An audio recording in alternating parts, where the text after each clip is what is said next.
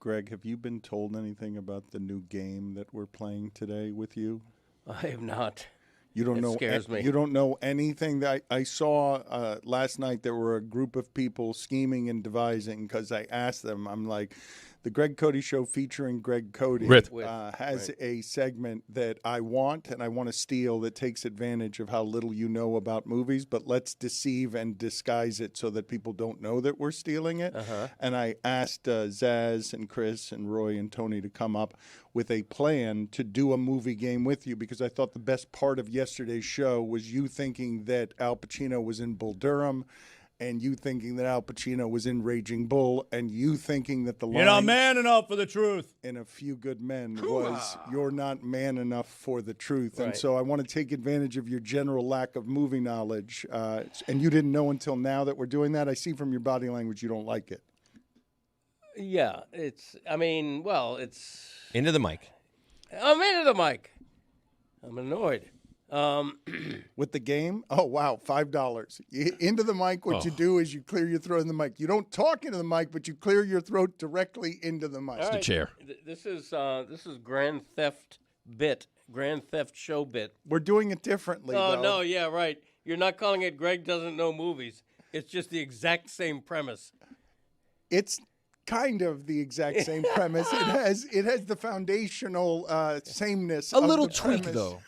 A little tweak. But okay. it does have. It's got. It's not a little tweak. I think it's a different game. Yeah. Next, you're going to come from dad jokes, and you're going to steal Three Facts Jack. Pretty soon, my whole show will be usurped by the Le Batard Show. I'll have no show left. It'll just be me singing and yodeling into a mic, and nobody will be listening. It'll be the sad Yodeling? sad ending. When did yodeling end? Anybody got an idea of when it is that yodeling? No, they're still killing it. No, yodeling is absolutely not killing it. Yeah, it's still big in the Swiss Alps. Put it on the poll, please, at Le Batard Show. Is yodeling still big in the Swiss Alps? I got the internet telling me yodeling has never truly ended. It's true. It's eternal. It used to be big in country music back in the country and western days. Put it on the 40s poll and as well 50s. at Le Batard Show. Was yodeling ever big in country music? And also put it on the poll at Le Batard Show. Is yodeling still a thing? Are there different variations of yodeling? Because to me, it's just yodele, yodele, yodele, hee-hoo. What's funny about this is I'm thinking that yodeling is so old that there are generations right now that before you made that sound had no idea what yodeling was. None. So the yodeling golden age, according to the internet, is 1920s to 1950s. That's when it was just absolutely rocking. Greg, obviously you'd know that. But it started to fade in the 50s. But they need another banger. All they have is what I just said. What's the other known one? I basically I associate that with Price is Right. Cliffhanger. Winter's on, face off, now the time is here. Get some up and you're changing on the fly. Hit checks, hat tricks are gonna make them cheer. Got the bombs turned to chirp and riding high.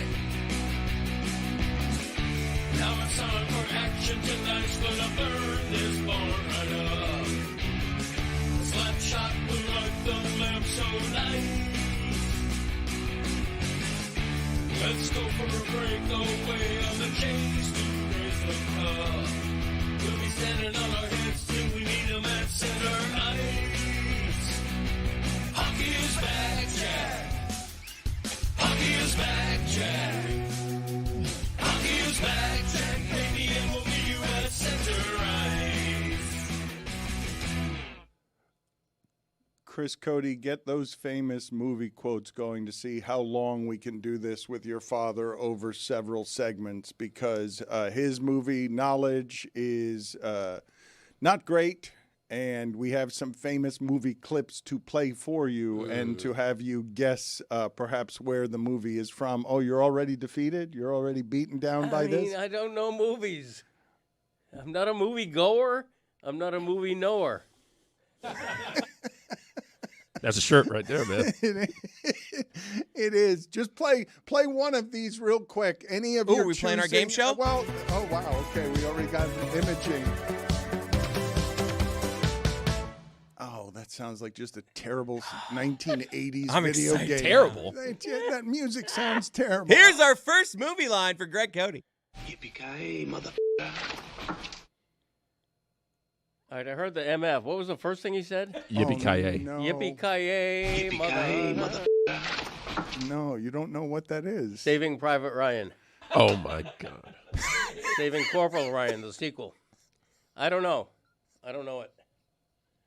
Yippee-ki-yay, mother. How would I know that? Although yippee-ki-yay would is a you form of know yodeling, that? in my opinion. Put it on the poll at Le Batard Show. Is Yippee-ki-yay a form of yodeling? It's a good game. It's not good music, but just keep it in the holster. Is he going to get any of these? If he doesn't get this, is he going to get any of this? Should have gotten that. What is it then? It made its way. It's from Die Hard. It's Bruce Willis, but it made its way from the movies into pop culture. Like the reason this is going to be funny is not just because they're famous movies or they're easy to get. They're things that have springboarded from the movies into just being a part of the fabric of popular culture. So when I say yippee-ki-yay about anything to anyone, they know the movie I'm referencing because Bruce Willis made it more famous than it originally was. Yippee-ki-yay, mother. So that was Willis's voice? Yes. I feel like yippee-ki-yay, like the Lone Ranger and Tonto were saying yippee-ki-yay. You know who Bruce Willis is, right? From Moonlighting. Yeah, I've heard of him. I've heard of Bruce Willis. You say you recognize his voice, and I actually asked this question of somebody recently, and I had never considered it before. Is the voice unique to every single human being on Earth, that there is no one anywhere in the world who has Greg Cody's voice? There's not somebody in India who sounds exactly like Greg Cody. Are all voices like fingerprints that no one in the world sounds like exactly someone else? A voice doppelganger? You guys, when I ask that question, and I don't think of them as fingerprints, I assume someone in the world has the same voice that I do. I assume that they're not fingerprints, but I may have this wrong. My brother and I have a very similar voice, so much so that when we talk to my mom or my wife or his wife, they don't know who's talking. Is it me? Is it my brother? So we're very close in voice. I mean, you may remember it was a few years ago, right? If you were watching Marlins games, I couldn't tell the difference between who was talking between Severino and Hollingsworth. That was a good one. That's a great shout.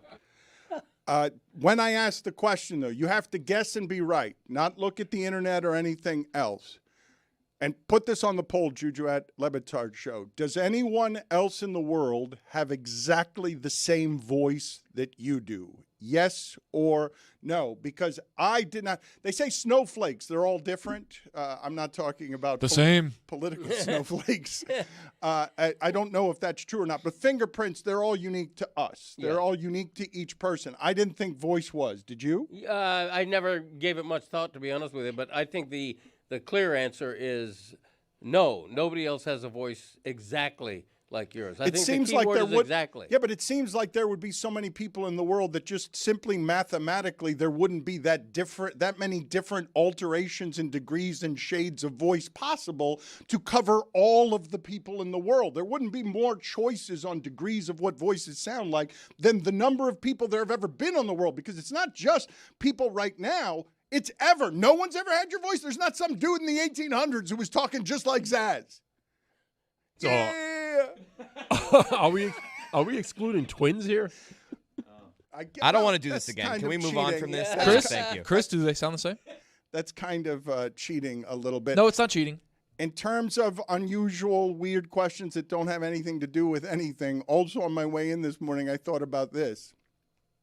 It can't be just specific to me. Put it on the poll at Le Batard Show. Do you lose respect for the guy in a suit when he's riding a scooter? Yes or no? Yes or no? It's just, do you lose respect for the guy in the suit when you see him on the roads on a scooter? With a helmet on? Yes! With the helmet. Yes! Clearly. But I'm actually not even talking. I'm not even talking about that kind of scooter, because what I saw today is the skateboard scooter, like whatever that Segway, whatever those called. I don't know if they have another name other than. Is it just the one wheel in the middle and the guy's trying to like? It's not one wheel in the middle. I don't think that. Wait, I've seen those. Those are that's crazy. the circus. Wait a minute. There's one wheel in the middle. I think of these vehicles as all having at least two wheels. No. The one that I'm talking about, it's like a skateboard, but the wheel is in the middle. So you're balancing it, and the wheel's in the middle. And those things haul That's ass. a tricycle. No, tricycle's 3. Try. I was talking about. That's a unicycle. It's a Barrett. I'm talking about the scooter I'm talking about, where you're standing on it. You're not sitting on it. I get it. Yeah. Yes or no? Yes, they've been around a while. No, do you lose respect? Yes or no? Oh, yeah. No, it's jarring. I mean, it's jarring. Like, it'd be like driving and looking in the next lane, and the guy driving the car next to you is wearing a full clown outfit, including the big red nose. When you see The scooter is a clown, is what you're saying? Well, when you see it, it's jarring to look at. You know, you assume that the person driving a scooter is going to be, just some ne'er-do-well.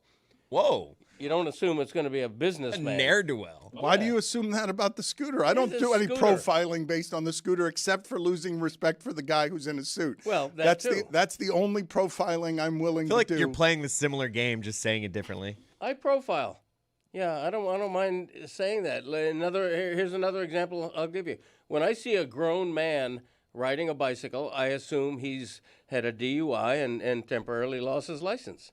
I was riding a bike yesterday. Okay, well, I was so don't drink and drive. Look at Le Batard racking up Deweys. Why? People assume that when they see a grown man riding a bike. This is a bicycle town. Like this is. The only exception is if in here, if you're doing this, they assume you're an idiot. If you're riding a bicycle, but it's a souped-up bike, and you're dressed like Lance Armstrong, with all the get-up and the braid. I did that enough yesterday. of those guys, dude. A heavy-set person wearing the skin tight is never good. Yeah, you can't do that, Dan. If I see your ass crack, I don't want to see you in a biking outfit. He's not wrong. Really, already. I'm going to be worn out by this bit. Let's go ahead and play the next movie sound. I see dead people. Oh, now that phrase I know. But you don't know the movie? No. This is every time with Greg doesn't know movies. He's like, oh, yes, I know this guy. But he doesn't. I know I see dead people. I see dead people. What is the premise of it? I assume it's a horror movie. See, I'm putting two and two together but there. not really. It's not. It's not. Ratatouille. Ratatouille. What? No. No? So wait, you went from The Shining. The Shining. That's the better answer because The Shining. Still the wrong answer. I've seen Better that answer, movie. yeah. It's a better answer, but only because nothing could be worse than Ratatouille. Like you went from horror movie to a cartoon. Like that I doesn't. believe even they make call them animated films, Dan. It doesn't even make sense what you just did. I know there. it really doesn't. This is another Bruce Willis vehicle. Does that help you at all? Now that's not Willis talking, right? He's right about that. He's right. Let me say something about Nailed Bruce, it. Let me say something about Bruce Willis. All right. And I know he's going boy. through health issues. I don't mean a criticism of Bruce Willis, but very nondescript voice. Like when you hear an Al Pacino or a De Niro, they have a very distinct voice. You know exactly who it is. You didn't know either of those guys. Bruce Willis, I don't think has a distinctive voice. But that's not him. Who's wrong? You're deflecting right now. You're wrong. Am I wrong? You are wrong. Nobody in the history of mimicry has done a Bruce Willis impersonation. That might be true. Do you know what the premise of the movie is, or you have no idea anything we're talking about? The dead people? It's a spoiler. I see dead people? Yes. Yes. No, I don't know what movie it is, so how would I know? All right. So, spoiler alert. Does this help you at all? It's a movie that has a plot twist at the end that reveals that everything it is that you have been watching beforehand was an altered sense of reality. The plot twist at the end is I see dead people. That's the plot twist. That's lazy of the filmmaker. That's like I hate it when filmmakers do this. You devote 90 minutes of your life to watching a film, and then in the very end, you find out it was all a dream. That's not what. It was all a dream. That's not None what, of it happened. All right, that's Ridiculous. not what happened. Ridiculum. All right, the name of the movie is The Sixth Sense. We'll put this Okay. aside for the moment because I think he's going to go 0 for 12. Yeah. It's terrible music, but it might grow on me. It's happy music, though. I like it. I want to play for you guys and the audience a clip that's a little bit long. I don't know if you guys have noticed in general what it is that's happening to local news. I know I lament all the time the great danger in the fact that local news is falling apart, but I see it on my newscasts where the anchors are wearing cheaper clothes than I'm used to them wearing in the 90s. The sets look like they're stuck in the 90s, some of them, because local news has not had a money transfusion. But on local news yesterday, none of you are watching 6 p.m. local news, correct? That is not, put it on the poll at Le Batard Show. Are you still watching 6 p.m. local news, yes or no? But yesterday on the news, they had an exclusive on Channel 7, and it made me both sad and worried for Warren Sapp.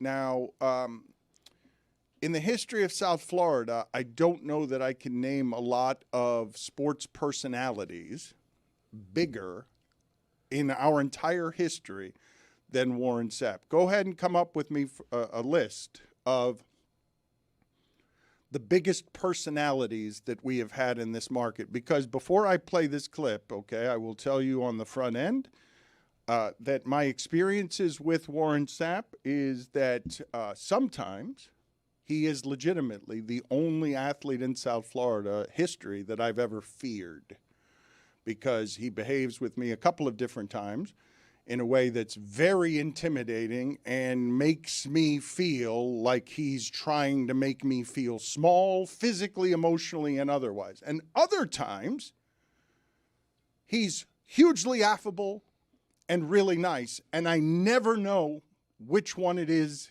that I'm going to get. Now, I've heard him talk about how much CTE he feels like he already has. I've heard him talk about having to write things in his phone to remind him how to get home. He played a very violent physical position. But when I saw this piece last night on the local news, my worry for him in general went through the roof. So watch this video here. He is warring with the Hollywood Police Department. I came to ask questions of my government. The NFL great providing an exclusive interview to 7 News, days after we broke the story of a court order he must follow connected to testy on-camera encounters with Hollywood cops and city employees. He was issued a notice to appear in court after another contentious encounter. You feel this is your calling now? This is. Now that you're doing this and a champion of people's rights and the First Amendment, why do you need to go into the police department and to City Hall and get to the point where you're this close to getting arrested? Am I?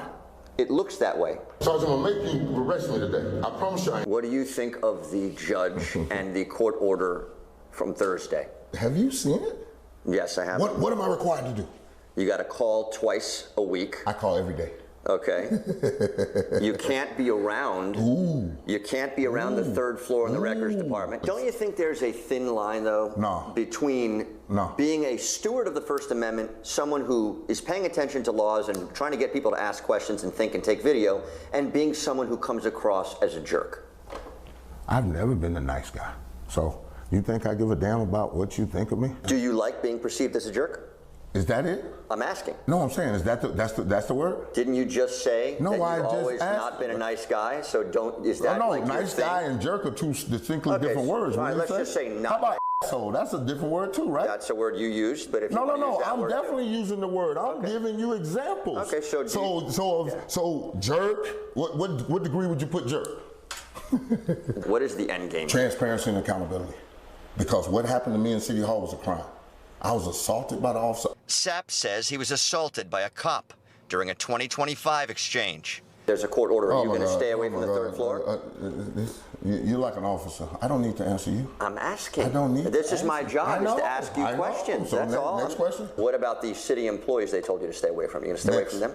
You don't want to answer that one either. Next. Hollywood police say his demeanor has become increasingly aggressive when encountering city employees, to the point where some feel unsettled and intimidated. It isn't done. It ain't done.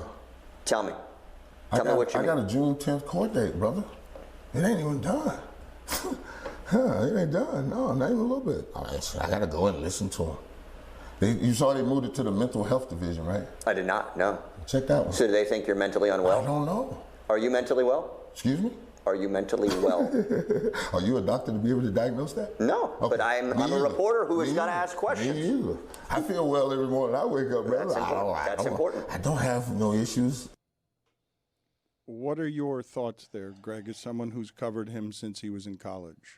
I'm a little worried for him. You mentioned CTE.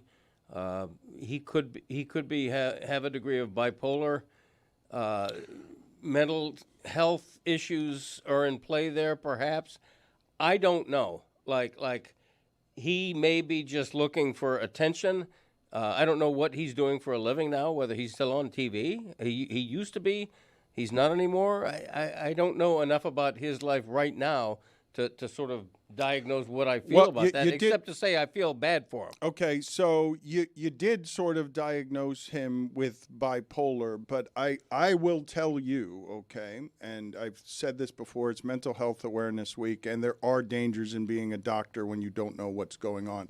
But before I go down this path of talking what specifically happened with my brother that makes me recognize some of what it is that I see there, Zaz, your take was what on what you just saw? Yeah, I lean more toward I'm certainly not willing to diagnose him as someone who has a mental health issue going on right now. Like, to me, I think he's coming off as someone who is upset about an incident he had with the police in 2025 and thinks that he understands the system and his rights better than everyone else around him. Like, he's clearly motivated. He has a motivation here, what he's trying to accomplish, and I feel like he's coming off like he knows more about it than everyone else. Well, he may have indeed been wronged, and there are a number of ingredients here that can make that so, including just the climate in this country and where it is that a black person's relationship can be with the police. And so when you get the detail that this court date is in the mental health portion of the facility, it may be because he's having mental health issues that are empirical, or it may be that they're trying to make him look bad because they're trying to set up the case against him. But when my brother looked the same in all ways, but was himself a different person with whatever the episodes would be that have mania in them and bulletproof, he thought he was right and everyone else was wrong, and that he could overturn the entirety of the system. And a clip we didn't play there that you would have seen that could have escalated is a police officer says to Warren Sapp, "If you touch me, we have a problem." And Warren Sapp says back, vice versa, "If you touch me, we have a problem." And that's where those things shoot into the sky. And then you get all sorts of problems. This didn't feel stable to me. Like, he can be right and in pursuit of justice, and I may have this wrong, but when I'm watching that interview, I'm seeing both the Warren Sapp I've seen since college, who can be anywhere in terms of tempest. I'm also seeing what looks like in his eyes when you're watching the video, a craze. Like, it looks like this. When he's calling it his cause, I'm telling you, I saw with my brother. I did not recognize my brother at the end because of whatever it is that happened to his brain chemistry that needed something that he wasn't getting. But it looked like that. Like, it's just, I'm right about this and everyone else is wrong. That's the impression I got from watching that. He knows better than everyone else. Now, it could be exactly what you said, that there's a mental issue going on there. But at the same time, what I just saw there from Warren Sapp, also to your point, not that far off from what I've seen from Warren Sapp over the years. But the reason I want to have the conversation with you guys, okay? It's easy for all of us now to diagnose Antonio Brown, but when you have somebody in New York shooting all over the place and killing himself in front of the NFL building and leaving a note that says, "I have CTE," and then he is diagnosed with indeed CTE, my question to you is, what do you think it looks like? What do you think? When you talk about Mental Health Awareness Month, what do you think it looks like? Because when you have some of these kinds of displays where the behavior seems unstable, it doesn't seem like a righteous fight, though it may be. I want to keep saying, I don't actually know if he's been wronged, I know that however he's going about trying to fix it, that's not going to work. Like whatever it is that people see there, when you pair it against him also saying, look, I have CTE. I have trouble finding my way home. I have to write things down so I know whether I've done them or I haven't done them. And so nobody can argue if he's saying he has CTE and these are the symptoms and these are the results and this is how CTE has changed my life. That's, you know, he's an eyewitness to his own pain. When I see that, if I'm Warren Sapp's mother or his partner or his best friend, I see that and I worry for Warren Sapp. I am very concerned that this is the beginning of really going off the rails. I want to re-ask the question, though. I remember being on when the Ray Rice video broke and saying to the audience, what do you think domestic violence looks like? Because that video was sort of illuminating to a lot of people that one of the tiny guys in the NFL would have domestic violence look that way. You were reading about it in the paper. You weren't actually seeing it. Since we don't know how to diagnose concussions in the NFL with the world's best doctors, since brain chemistry is a complicated and difficult thing that the science is evolving on, I will ask you guys again, what do you think it looks like? Because if this doesn't reach you when it's one of the biggest personalities in the history of South Florida sports, a Hall of Famer, if it doesn't make you feel some kind of way, I don't think we're actively thinking about very much. What does it look like? What are the consequences of battering your face against somebody in a way that can get 20 sacks, up the middle of the field in a season? Right. What does that do to your long-term health? Because if he's already telling you he has all of the symptoms, and this is the behavior, where are you inclined to think when they put the hearing in a mental health facility?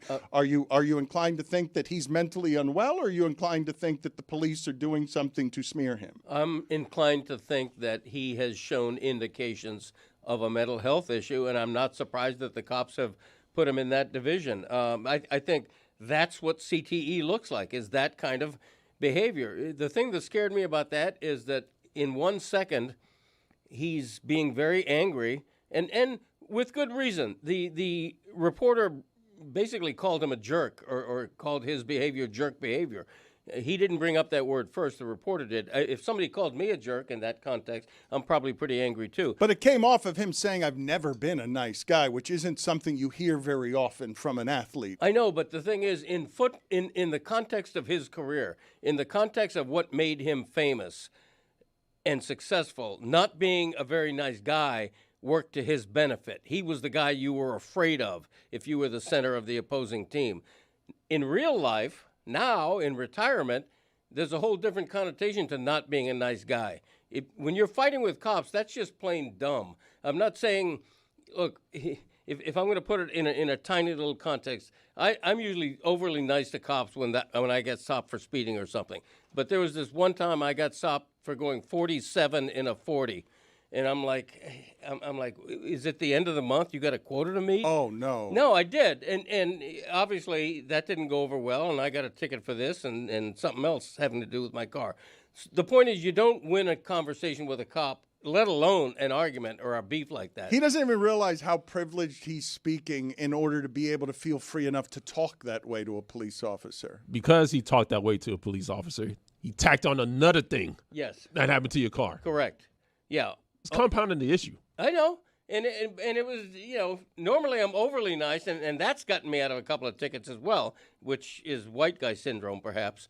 But in Warren Sapp's case, he's not doing, and that's the thing that scares me right there. Look at those eyes.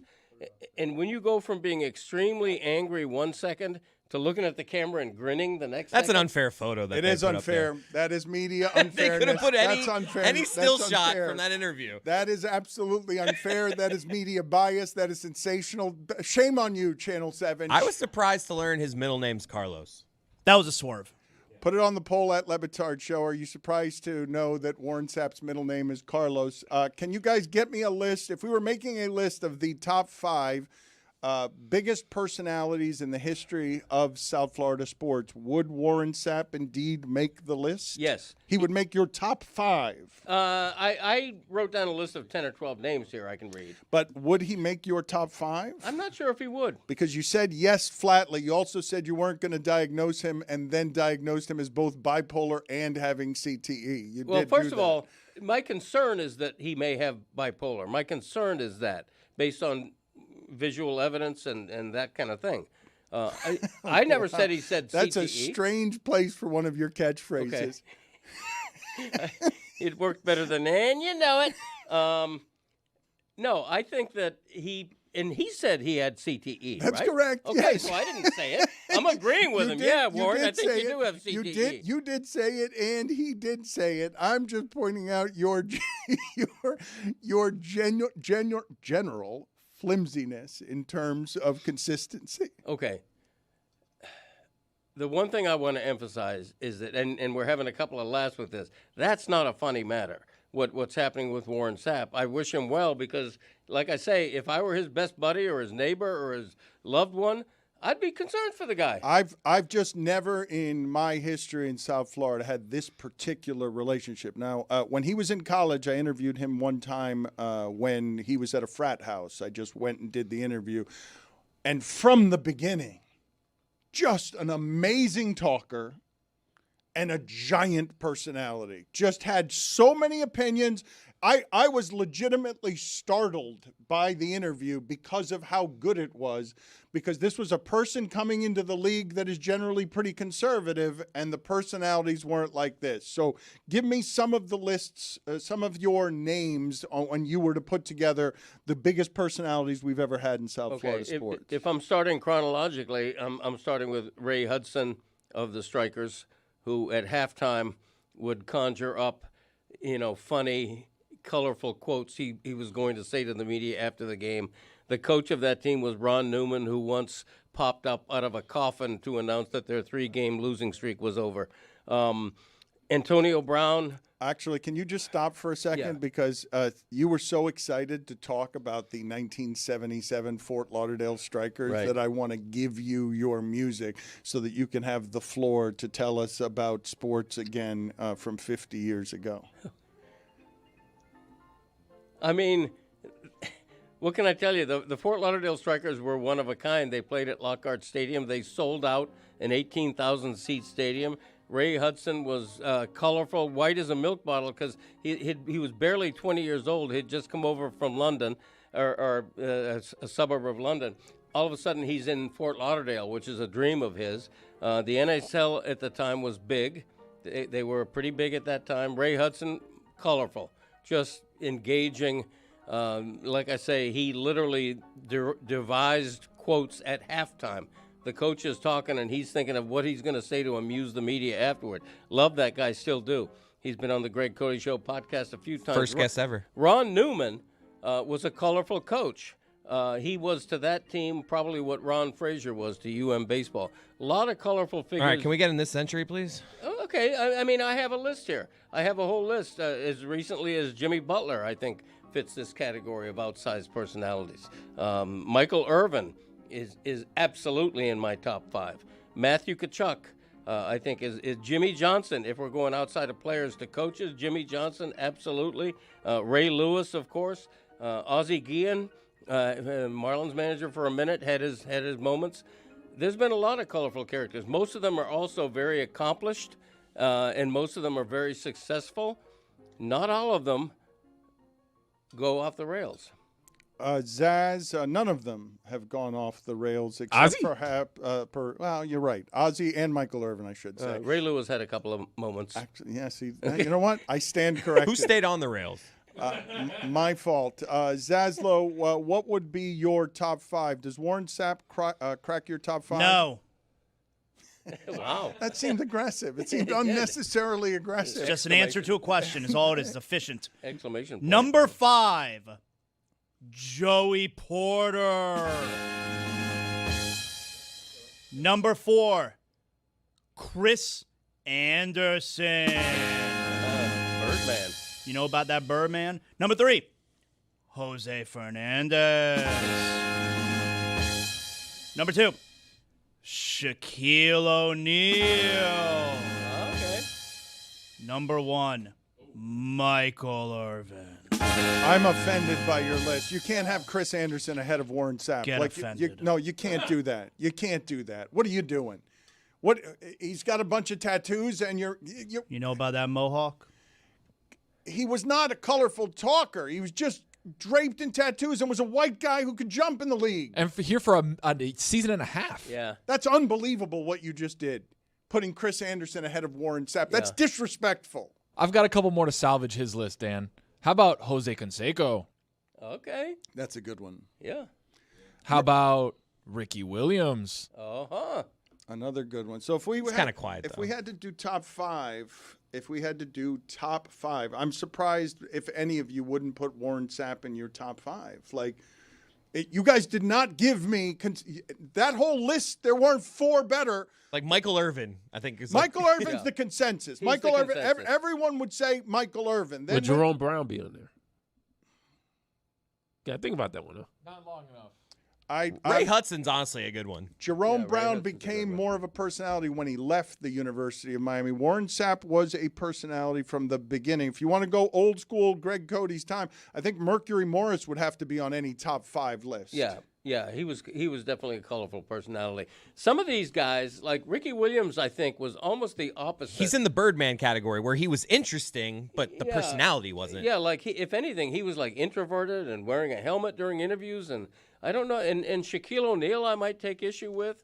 What? Shaquille O'Neal physically was larger than life. What are you talking about? He's one of the biggest, metaphorically, one of the biggest personalities in He the history arrived of in an sports. 18-wheeler. No, I understand. During interviews, though, if you weren't standing right next to the mumbler, the worst mumbler in the history of interviews, if you weren't standing right next to him, you didn't hear him. Ricky wore a wedding dress on ESPN the magazine. That was Dan's fault.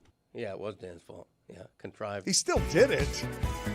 It was my fault, though. He was also with the Saints when that happened. All right, here's our third movie line for Greg God. Cody. Okay.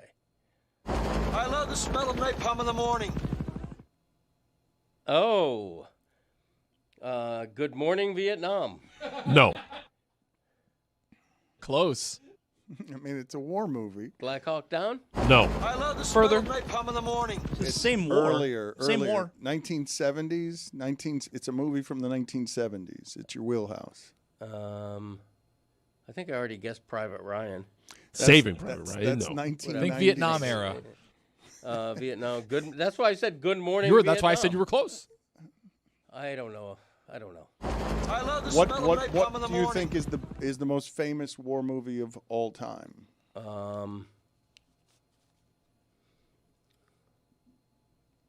Apocalypse Now. Oh, good job. Good job, Dan. I wasn't naming the movie. I was saying what was happening during our show.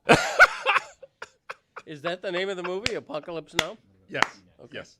All right, I feel like we need to give my man a victory. I got one here. You don't have one. You're not going to be I've got one here. He I don't want to can't give him screw a this no, up. I don't want to give him a victory yet. I want to see no. Let's see if we can make him go 0 for 11. Put that one at the end, and we'll see if we can finish the show with him getting it right. You don't want to give him like some self-esteem.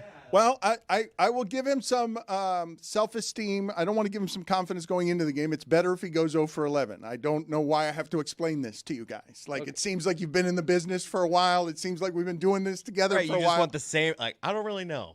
Okay, Just over and over. Okay, so you want to have range, just to be clear. Well, you wanna, I think you want to have range hey, with the segment as that's the stolen producer- from the listen, Greg Cody Show featuring As Greg the creator of the Greg Cody, Greg Doesn't Know movies, the best ones are the ones where you're like, he has to know this one, and then he'll still impress us and miss it. So I'm telling you, you gotta work some of these easy ones in. Okay, and I appreciate. Wouldn't we have said that, by the way, for every one of these already? He has to know this one? No, they weren't typical, normal. They are very famous movie lines. Well, famous because you can recite a line. You should when Christopher and my other son are together in the house, their whole conversation is just going back and forth reciting lines from movies. Who has a conversation like that? That's what guys do. I know it's ridiculous. I'm ashamed to be a guy. I'm the kind of guy that. I'm the kind of guy who doesn't recite lines from movies. That's who I am.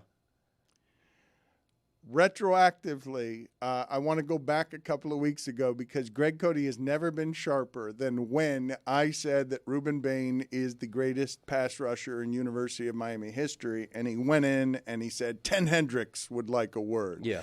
And he's Hall of right. Famer. Ted Hendricks, the Hall of Famer, would like a word, but was drafted in the second round in the 30s. The Hurricanes have never had an edge rusher drafted this high, correct? I think Bill Hawkins was drafted in the late first round, but this is the highest an edge rusher has ever been selected by the NFL, correct? I think so. I haven't done the research. I think so. But as we all know, that doesn't always equate to success. No, but it just Tua Tagovailoa was drafted number 5 overall. But I'm just saying, when the NFL was making its measurements on the investments that they are trying to put together in their business, they said that Ruben Bane has a skill set at pass rusher that is more valuable than anyone has ever seen while at the University of Miami. Yeah. Ted Hendricks then became a Hall of Famer, as you said, but that's I'm just talking about while he was in school. Right. The NFL has never valued more a skill set that can get to the quarterback than the one that Ruben Bane has had at the University of Miami. I totally agree, and I think he's going to have a great career. But with the short arm thing, and there was a reason why he didn't go 5th or 8th.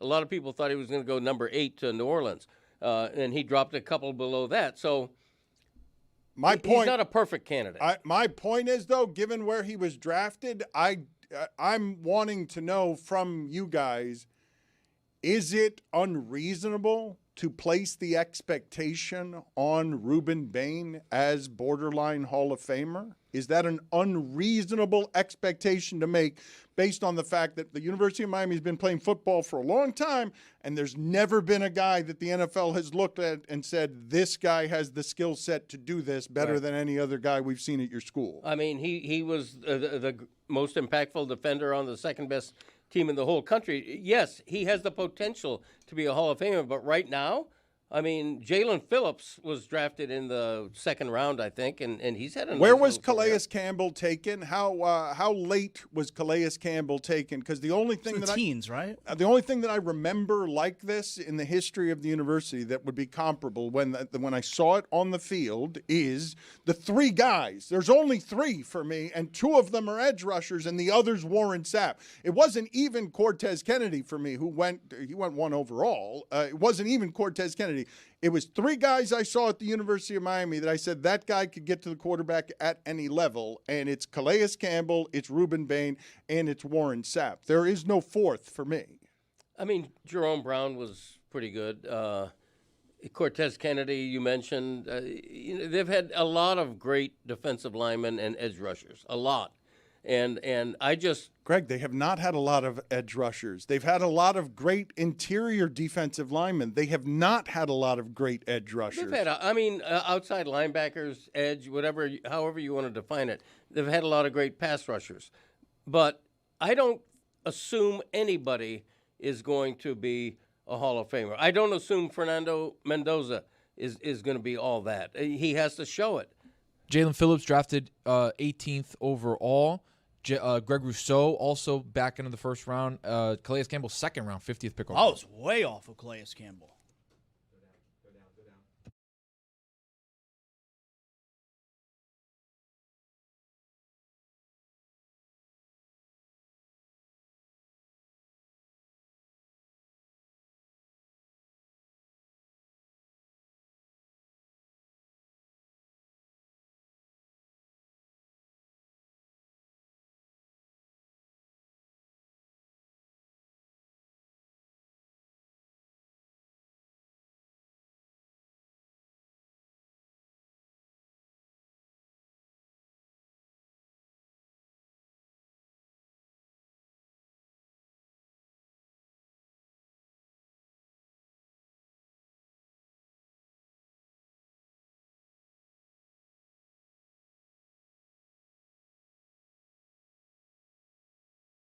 Bert Kreischer.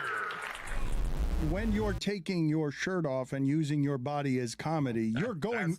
That's Florida, bro. You're going maximum Florida, man. That's Florida. When did you decide to start doing that? When was it encouraged? When did that become your signature? The idea that you're up there just throwing your body at the people here in a tight pair of jeans, shirtless. I was. The jeans have gotten tighter the fat I've gotten. They weren't always tight. My daughter said Baby Walrus needs to move out of skinny jeans. I started doing it just to cheer myself up because you get on the road and do like a Thursday night and you'd be like, I got a whole weekend ahead of me. This is going to be a long weekend. I'm missing my family. It's not sold out. So I would rip my shirt off and kill a beer to make myself giggle because I thought it was silly and to remind myself this should be fun. And then one night I was in Columbus, Ohio. I ripped my shirt off and killed a beer. And then something happened in the room and I forgot to put it back on. And one of the comics I respected was in the back and he was like, bro, you just did a whole hour with your shirt off. And how does this work with comfort with your body? Because not everyone can do that. You're the first to be doing that. Not everyone is comfortable enough with their size to be in front of thousands of people shirtless like that because it is funny. It's interesting because I have this reverse body dysmorphia. So like I heard a story, secret time. Obviously, I'll tell you, but secret time. I heard a story that Chris Pratt was a fat kid growing up and that someone told me like he'll always be fat in his head. No matter how great of shape he is, he'll always think of himself as a fat kid. I was in shape as a kid, and so I do not see myself fat at all. As a matter of fact, I think in Razzle Dazzle, I look low-key jacked. I think I look better than I've ever looked. My shoulders, dude, look at my shoulders. You are jacked. Oh, yeah. You got some cuts right there. You see it there? I mean, I'm feeling good. I feel great about my body. The new Netflix stand-up special, Razzle Dazzle. Oh, look at that! Look at that! Bert, stop making those Never show your belly button. Yes. Do that thing where you're... Let's increase your female viewers. Make your boobs move. This is a body you can get. Razzle Dazzle is the stand-up special. How old would you have to be? What is the age if I came up to you and said, Bert, you're not going to believe this, but the new movie, Machine, it's in theaters in May, and Razzle Dazzle, a Netflix special, is happening. At what point in your career, at what age would you have said, yeah, that's a possible dream? Oh, 50? Where I am. I didn't think any of that was going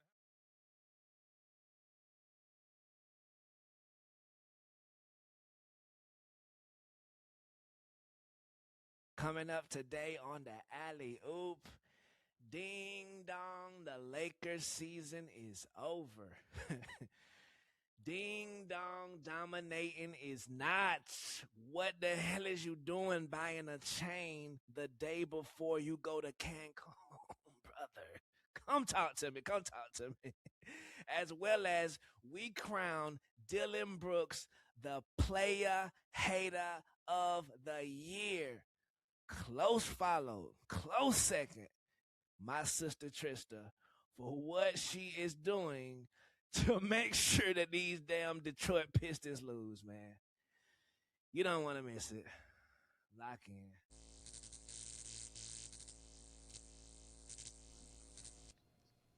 This episode of the Dan Le Batard Show is presented by DraftKings. DraftKings, the crown is yours. Did you guys find it interesting at all last night? This is unusual.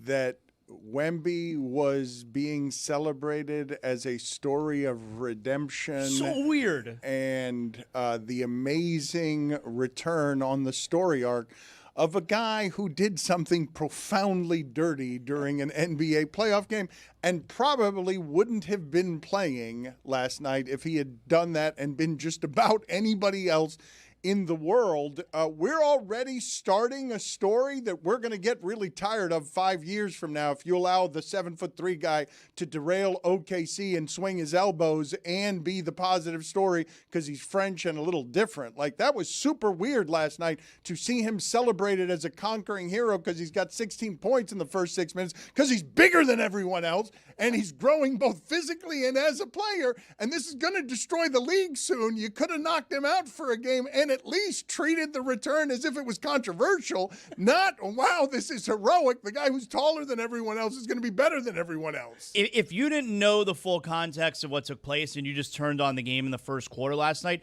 you would have thought this was a conquering hero returning to the floor. I thought the way the broadcast treated it last night was so strange. It was that as if he was the one who was done wrong, and now he's back, and this is such an incredible story, this performance he's putting together, when the fact of the matter is he did something unbelievably dirty and probably cost his team Game 4. But this is the Wemby propaganda that I've been railing against. Everything that he does is perfect. Everything he does is better than everybody else. He was really good in that first quarter. He was great. last Okay, night. he was great in the first quarter. He had 16 to 18 points. That's not the point. The point is they were cheering him like if he had just come back like Ricky Pearsall got shot and came back. It's true. It's true. A heroic return by Wemby.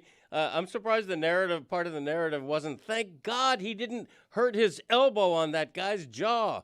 You know, it was over the top, but expected. All right, you say expected, but I wanted to take this a step further with these conversations. I told you guys the other day they showed Adam Silver on the screen on one of these streaming services, and they started talking immediately about what a fantastic job he's done. Jeff Van Gundy's no longer on the broadcast, at least in part, because he doesn't speak glowingly enough about the league. You can rest assured that the streamers are going to speak well of the product they've just gotten into bed with. So I ask you, do you care if this is compromised? I'm not saying it was last night, but if you're into storytelling, I'd like the whole story. I've said this before. I don't want just the pieces of it that are sanitized and packaged for me. And you have to make sure these are partners. ESPN ended up in a whole lot of uncomfortable positions with leagues as partners because they were aspiring to journalism. These other entities are not. These other entities don't care about that, and you don't have to care about that, and the public at large has shown they don't care about that. So I'll ask you again, when Wemby gets framed as something that is framed exactly the way the league wants it framed, are you suspicious? Do you wonder at all if everything is bought and what's getting diluted there is a version of the truth? Because that was asinine last night. That's one of the dirtiest plays in the history of the playoffs. And he's returning to the league like, we really need you now, big guy. Somebody's got to knock off this boring droning thing in OKC. You here for something new? We'll change the MVP just to make it something new. We'll give out awards that are diluted just because we want something new. Are you guys good if I tell you? I'm not accusing the league of this. I don't think there are any meetings on this. I do know that these corporate partnerships compromise the partners. Like, that is something that you have to be willing to navigate, and ESPN didn't have to get into the journalism business and did, and the leagues didn't like it. The number of times, Greg, that they'd get a call from Manfred about me, from LeBron about me, that where ESPN is getting the call, and there has to be someone there to protect you. When the partnerships are involved and the partnership is the overarching thing, there has to be somebody there to protect the voices that are willing to be honest. But if the public doesn't want it, if the streamers don't want it, if the league doesn't want it, you get what you get last night, which is these playoffs have been bad. The games are not close. Nothing has been good. That's a star. We can't suspend him. Rules are different for him. And also, let's keep this story going exactly the way it goes, even though that's one of the dirtiest plays in postseason history. Yeah, it is, and that's why he got ejected. I mean, there is debate on how grievous that was, considering it didn't cause grievous injury. I don't think it was a grievous foul. But but if it had, if Naz Reid had fallen down unconscious for the same action, then you would think that. And we discussed that yesterday. That's exactly right. But I'm saying it's not the action that you're criticizing. It's that he got lucky with the result because it was dirty enough to knock a man out. Yes or no? Yes or no? It was dirty enough to knock a man out. Maybe. I can't answer in the right that. place, absolutely. I mean, that guy with just the way that the body, you've seen him stretch during yoga, right? And you've seen how kickers and pitchers, their strength comes from their legs. That guy swinging the slingshot of his elbow when it's coming from his feet, yes, that can knock anybody out. If he got him between the eyes, he'd have been dead. You know that's what happens when you hit someone between the eyes. You always have to be careful when you're in a fight because you don't want to hit someone between the eyes. If you hit him right between the eyes, they could die, and that's murder, Greg. Could have hit him between the eyes. He would have killed him. Is that? I've never heard that before. All between the eyes. Everybody knows. That's how they did Goliath. Everybody. That's exactly where David was shooting with that little slingshot and the rock. That's how he got him. If the rock hits him like in the chest, you think Goliath is going down? Absolutely not. Not a chance. He hit him between the eyes. Dead. I thought that was biblical hyperbole. No. That was biblical truth. Actuality. Thank you, Zaz. Actuality. Put it on the poll at Le Batard Show. Did you know that if you hit someone square between the eyes, you could kill them? That's murder. I did not know. I'm learning that now. That's not something I've heard before. You ever been hit between the eyes? I guess not. Clearly not, Tony. I don't believe that. I'd rather be hit between the eyes than in the eye. Don't poke me in the eye. If you want to start a fight, poke me in the eye. You didn't know this, correct? He's claiming something as a fact. Roy, do you have any information on this? He's claiming something as a fact that I don't know to be a fact. And I've got to tell everybody in the audience, okay? This is the most confused I've ever been in terms of what are facts and what are not facts. 1 out of 4 Americans in recent polling think these assassination attempts are on the president of the United States are made up. AI and general social internet rot is making it so that it is very hard to discern what is true and what is not true. What is fact here? Well, he's right about David hitting the Goliath. That's not the part I'm asking about. Nope. That's biblical. That's written down. Called precedent, Dan. Also, not hyperbole. It was actual. It happened. Okay, here's the reality. Slingshots are not real accurate, okay, particularly if you're from any distance at all. I used to be a slingshot user. As a kid, slingshots actually were pretty popular in the 60s with Ute, and I used to do the slingshot thing. They're not real accurate. It's like I would liken it to dart throwing. Okay, you get a bullseye every once in a while, but you can sling 10 shots without. Greg, you're talking about the Y that has the little pullback string on it? Yeah. Oh, it was one of these. It was like. No, it was one of those. David had one where he went over his shoulder and then those threw weren't it at him. invented. The second one, the first one wasn't invented yet. David Correct. was using the more primitive The old school version. one. Where Sling. Dan, he killed lions and bears in the pasture. Did you know that? What was it? Just a rock at the end of something like a cloth? And Yeah. Less reliable than a slingshot. He was a sniper with it. Well, Roy, that whatever does happened to Dave? That doesn't answer your question? I apologize. I need the information of whether or not Zaslow has it correct when he says that everyone knows that if you hit someone square between the eyes, you can kill them. And he's advising fighters, even if you have a chance to win a fight, don't win the fight that way because then you're going to end up with attempted murder. I don't know if any of what he's saying there is true. Whatever happened to Dave? He gets a lot of credit for slaying Goliath, but what did he go on to do with his Became life? king of Israel. Did he? God's most favorite son. Wrote the Psalms. Okay. Did a lot of stuff. Again, if you open the Bible, you'd read it. You'd Other understand. than that, He had some success. Yeah, the whole thing with Bathsheba. though, that Bathsheba was a mark, yeah. But God redeemed him. It's been It was a minute okay. since I've read the Bible. Isn't there a giant movie called David that is either It's a show. just coming out or has come out? Excellent show on Amazon that is, through the life of David, King Saul and everything. Very, very well done. I stand corrected. I didn't give Dave enough credit. It's an odd way to flout your ignorance, though, to go after a figure in the Bible knowing nothing and saying, what did he ever do afterwards? One of the most important figures of the Bible.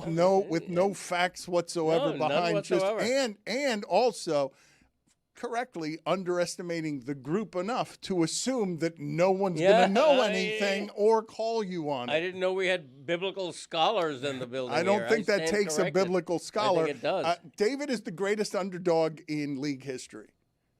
That right there would be J.J. Barea knocking off Wembanyama. I want to get back to the story because the giant guy never gets to be beloved. I've told you guys before that Shaquille O'Neal famously would do magazine covers. When he was doing magazine covers, they would do poorly, even though people thought he was popular, because nobody roots for Goliath. Everybody's rooting for David. Wembanyama is clearly Goliath. Paul Pierce is saying already that's the best basketball player there's ever been. Paul Pierce is already saying that he does all of the little things. That's the best player we've ever seen play basketball because he can do everything, and it's unfair. It's legitimately unfair how big he is. And generally speaking, people don't root for that. The reason the guys in the NBA who are talked about as the best ever are never Kareem Abdul-Jabbar. It's always the wing guys. And it's because we enjoy the humanity of it. It seems more normal. It's still not normal. I've told you guys the story sitting courtside with Valerie, and she's watching, and she's like, who's the little guy out there, the little quick guy? How tall is he? And I'm like, that's Tyler Hero. He's taller than I am. And she's courtside, and she can't tell how big he actually is because these people are giant human beings. Kobe, Michael Jordan, these people were immortal because it seemed like they could be bigger and better than height. That height didn't matter. But Wembanyama is now here to save the league. He's here to save the league from OKC. He's here to save the league from all of our beloved popular guys are now old. And yesterday he gets celebrated exactly the way the league would want, the Spurs would want, as if nothing happened in the last game. Yes, Dan, as expected, a severe hit between the eyes can cause death. A significant impact to this area can result in catastrophic trauma, including skull fractures, brain damage, a ruptured globe. That leads to fatal complications. The proximity of the eyes to the brain makes this area highly vulnerable, particularly with penetrating trauma or intense blunt force. Greg, why are you laughing? Who refers to it as a globe? What are you referring to as a globe? I'm not referring to anything. I'm reading something that doctors put down. Okay, but what's a globe? Is that another word for skull? Call it a skull. That's what you're laughing at? Yeah, why are you calling it a globe? A snow globe. I mean, what's a globe is never referred to the head. I'm diverting attention from myself because I'm on the wrong end of the shot between the eyes. I'm not comfortable with how much the video team is enjoying using AI. I'm not comfortable in general. That's good, though. You got to admit, that's good. Ethically, how much AI is distorting things. I don't feel like I'm good with our general lack of ethics and overall laziness in using AI, which is coming to destroy the world as a toy. What's the right ethics to use AI then? To get things right. I We would do. say. No, AI does not get things right. What has been happening lately, look, I don't mean to sermonize, okay? But the amount of misinformation out there that is making everyone in the world be confused about what's true and what's not true is only going to get worse. And there is a breathtaking amount of look this up and get the wrong information. Like, it's not... The search engines have been contaminated, and everything you're looking up to find out what's fact and what's not fact is harder to find what's true than it was 5 years ago. This feels purposeful and it feels dangerous. And I know we like our toys here, but there's a lack of ethics involved in we're going to all regret this in I don't know how many years. Dan, I think the confusing part, though, is if you're dealing with a cyclops and you hit the cyclops between the eyes, that area between the eyes with the cyclops is actually their eye. So can it cause death by hitting someone between the eyes that is actually their eyes? You got to be careful. You might actually have an out if you're dealing with a cyclops, Greg. I don't think a cyclops is real or has ever been real. Is a cyclops not a fictional creature? A cyclops has never been a real thing. They're extinct. I don't think it was ever a real thing. I think it was. So the cyclops was a human being with was a one-eyed human being, one-eyed what? A one-eyed what? What kind of animal was a cyclops? A one-eyed purple eater. Purple people eater. Oh, you almost had it. I know, damn it. He's fading. Wasn't Goliath a cyclops? He's fading. He was a Nephilim. Different story. No? We've been doing this show for 80 minutes. He's got a stamina issue. Let's do a movie to see if we can confound him.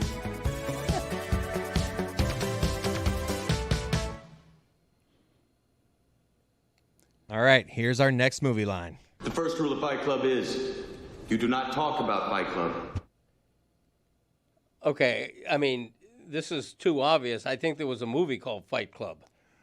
Did you play the one that was obvious, even though I told you That's not actually to one do of the more that? difficult. No, we Is have it easier. called? My answer is Fight Club. You don't have easier than that. How can you have easier than that? All he's going to do is listen to the clip. There is one easier. There's two. There is. There's another one.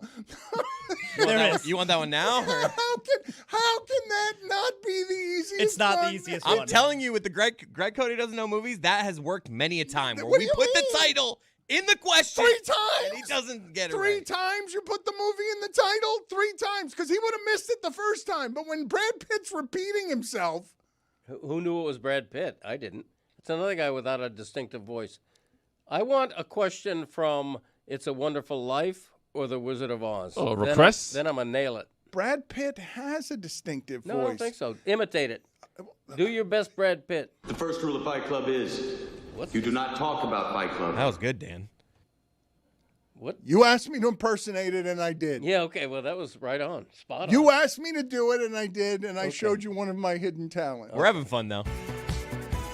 I can't believe that you Unremarkable. can't make it that easy. Do you have another one? I'd Keep like the to. easy ones coming. No, this doesn't work. The game doesn't work as well if he gets them right because you make them too easy. Leave the gun. Take the cannoli. Leave the gun, take the cannoli? Greg. No. Is that what he said? Yes, that's what he said. Okay. Leave the gun. Take the cannoli. Goodfellas. Unbelievable. You're close. You are close. Maybe the only one that's more famous than that in terms of mafia movies. Casino Royale. Oh, my God. That's a Bond That's movie, a but you're Bond close. Same genre, almost. That's not, Yeah, close. No, put it on the poll Espionage. at Le Batard Show. Is the James Bond franchise mafia movies? I have no more guesses. Wait, I want to stay here for a second. The biggest, most famous movie ever made involving the mafia is? Oh, The Godfather. Yes. But which one? There's like 9 of them. Well, that's from the first one. Okay. There's 3 of them. I think that's the most famous line from the first I one. don't think so. I saw The Godfather, and that's not a remarkable line to me. I don't think you saw it. I did. I don't think you I did. saw The Godfather. Yeah, I Marlon don't think you Brando did. doing his thing. Yeah, I saw it. Give me The second one was better. That one had Robert De Niro in it. Damn right it did. Al Pacino Now that's as an Cody, and- as Cody likes to call. As Cody likes to call. He must have been confused. Like, wait, it's the same guy. What are you doing? Well, they are interchangeable, and everybody knows it.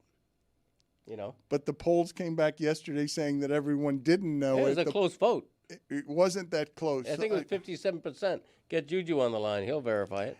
Give me one more movie line. I don't know how we're going to do better than that. I didn't know how we'd do better than yesterday when he had Al Pacino in both Raging Bull and Bull Durham. A blind Al Pacino. All right. That's a good correction. All right. Here's our next line. Roads? Where we're going, we don't need roads. Roads? ROADS? Yes, as in street. Where we're going, we don't need them. Where we're going, we don't need roads. Okay, it screams Western. How the West was won. Well, part 3 was. There Part you 3 got was the- a Western. You got the Ticonderoga wagons rolling over rough terrain. You don't need roads.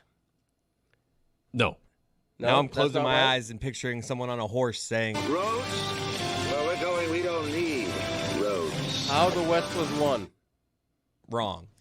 You said that one already. I did? Yeah. Is that the only Western you know? Yeah. Really?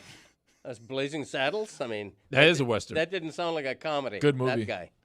How is it that you've gone the entirety of your life sort of this oblivious to just general pop culture things? If I feel like movies are very high on the list on sort of fast forwarding any kinds of friendship connections just for easy conversation. If you do not know what to talk about with somebody on a first date, at an awkward cocktail party, I feel like movies are very high on the list of just easy fluency that a number of people have with the same language. Yeah. The problem is I don't need that kind of a crutch. when it comes to small talk. First of all, I don't do small talk really as a habit, but when I do, for example, I was having a conversation before the show began about the comparative art form of knitting and crochet. That's something I'd much rather discuss than, some line from a movie. Well, thank you for doing that, because the reason you were discussing that and we were discussing that is because Steve Sarkisian did something, okay? He went old school with this, and I really don't feel that Steve Sarkisian, with his particular resume, should be lecturing anybody on how to do anything. But he was perfectly comfortable saying of Mississippi, they don't actually go to school there. We go to school at Texas. They can get away with basket weaving. And the reference struck me as straight out of the 1950s. It was something an old person would say. And furthermore, basket weaving doesn't seem easy to me. Put it on the poll at Le Batard Show.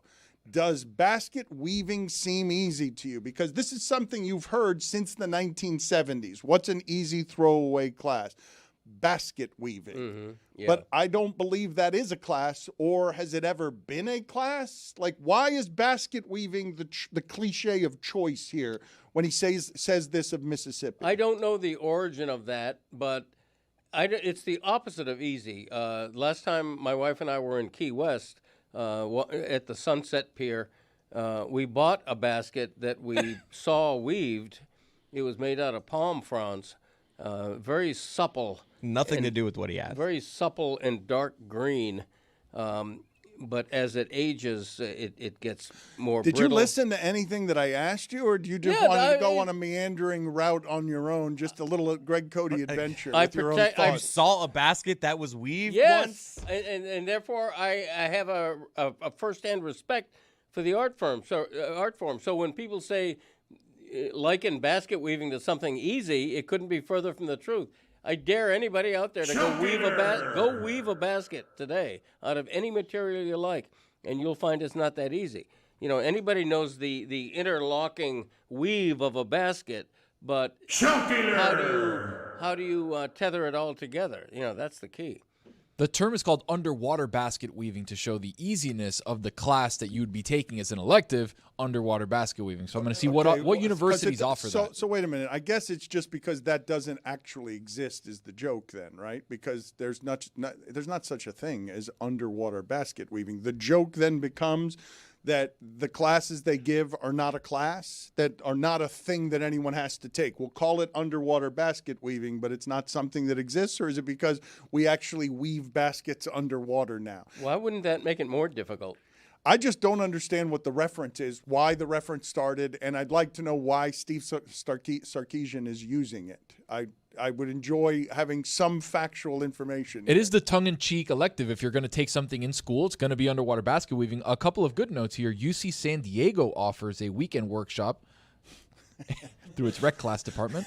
Rutgers University has occasionally offered it through scuba and aquatic departments. So you can do underwater basket weaving at Rutgers via the scuba school. What is what is underwater basket? They give you the basket and you weave it underwater. But why is it easy? Why would that be easy? Why would putting a basket in the water and then weaving it be an easy thing? And how the hell did it become the cliche that Sark is going to when he's making fun of Mississippi not going to school? I had not heard the phrase basket weaving since I was in college. I hadn't heard anyone use it. I just don't understand, why are we busting on Ole Miss? Ole Miss has never had any success in football until this last year. They're like the poorest state in our entire country. Why are we taking shots at Ole Miss? Ole Miss is like Sark, never had any success at football.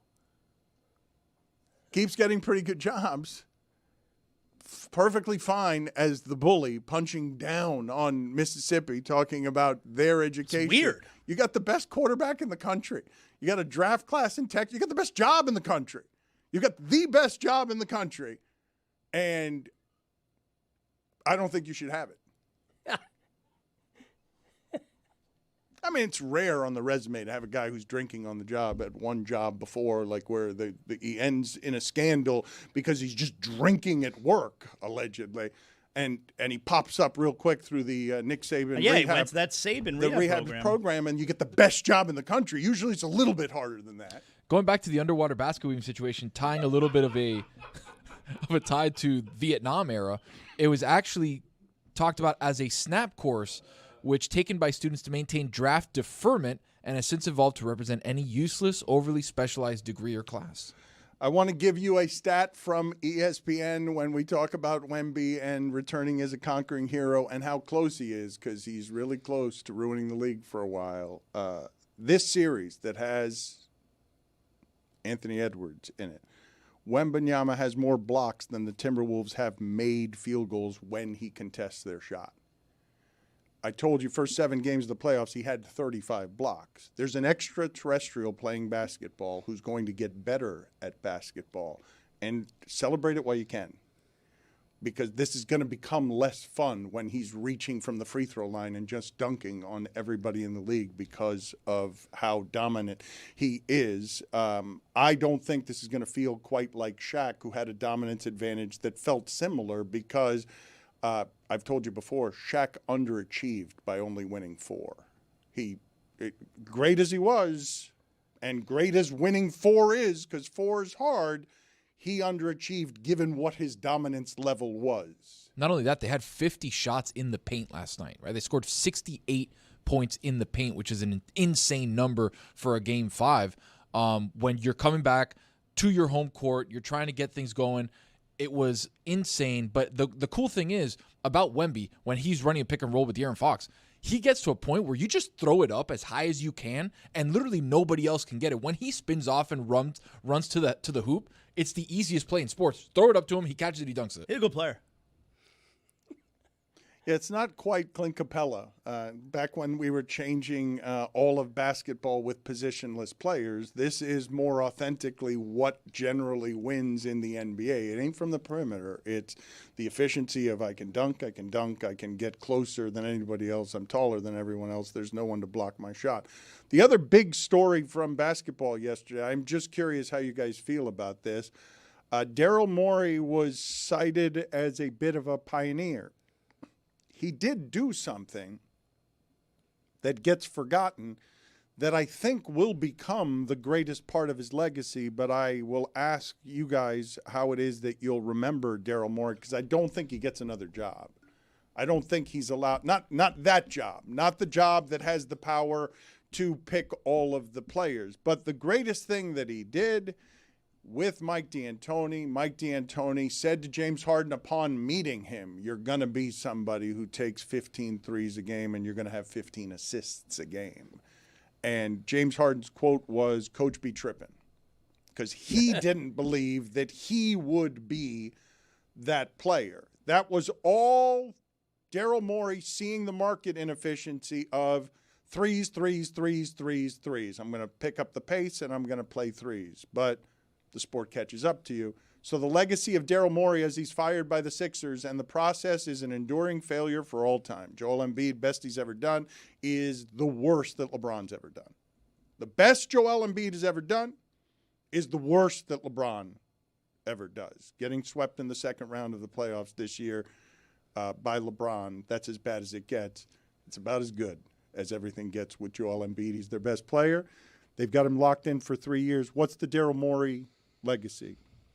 Traded for James Harden. Like, that's his legacy. That made his entire career. Traded for James Harden. Harden became a superstar with Houston. They were never quite good enough. I mean, Morey made a bunch of moves, pairing guys with him. Chris Paul, Dwight Howard. They were never able to get over the hump.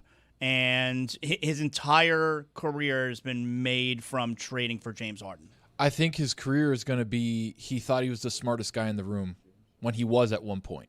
And I think at Houston, when he was in Houston, he struck gold and he thought it was going to be an avalanche of gold. And then he realized it was a couple of specks of gold with James Harden, then tried to recreate that, and then tried to consistently be the smartest guy in the room because he had gotten success at one point, and now he looks back and he's like, man, I made a lot of really stupid moves. For me, his legacy has ended badly, failed in Philadelphia.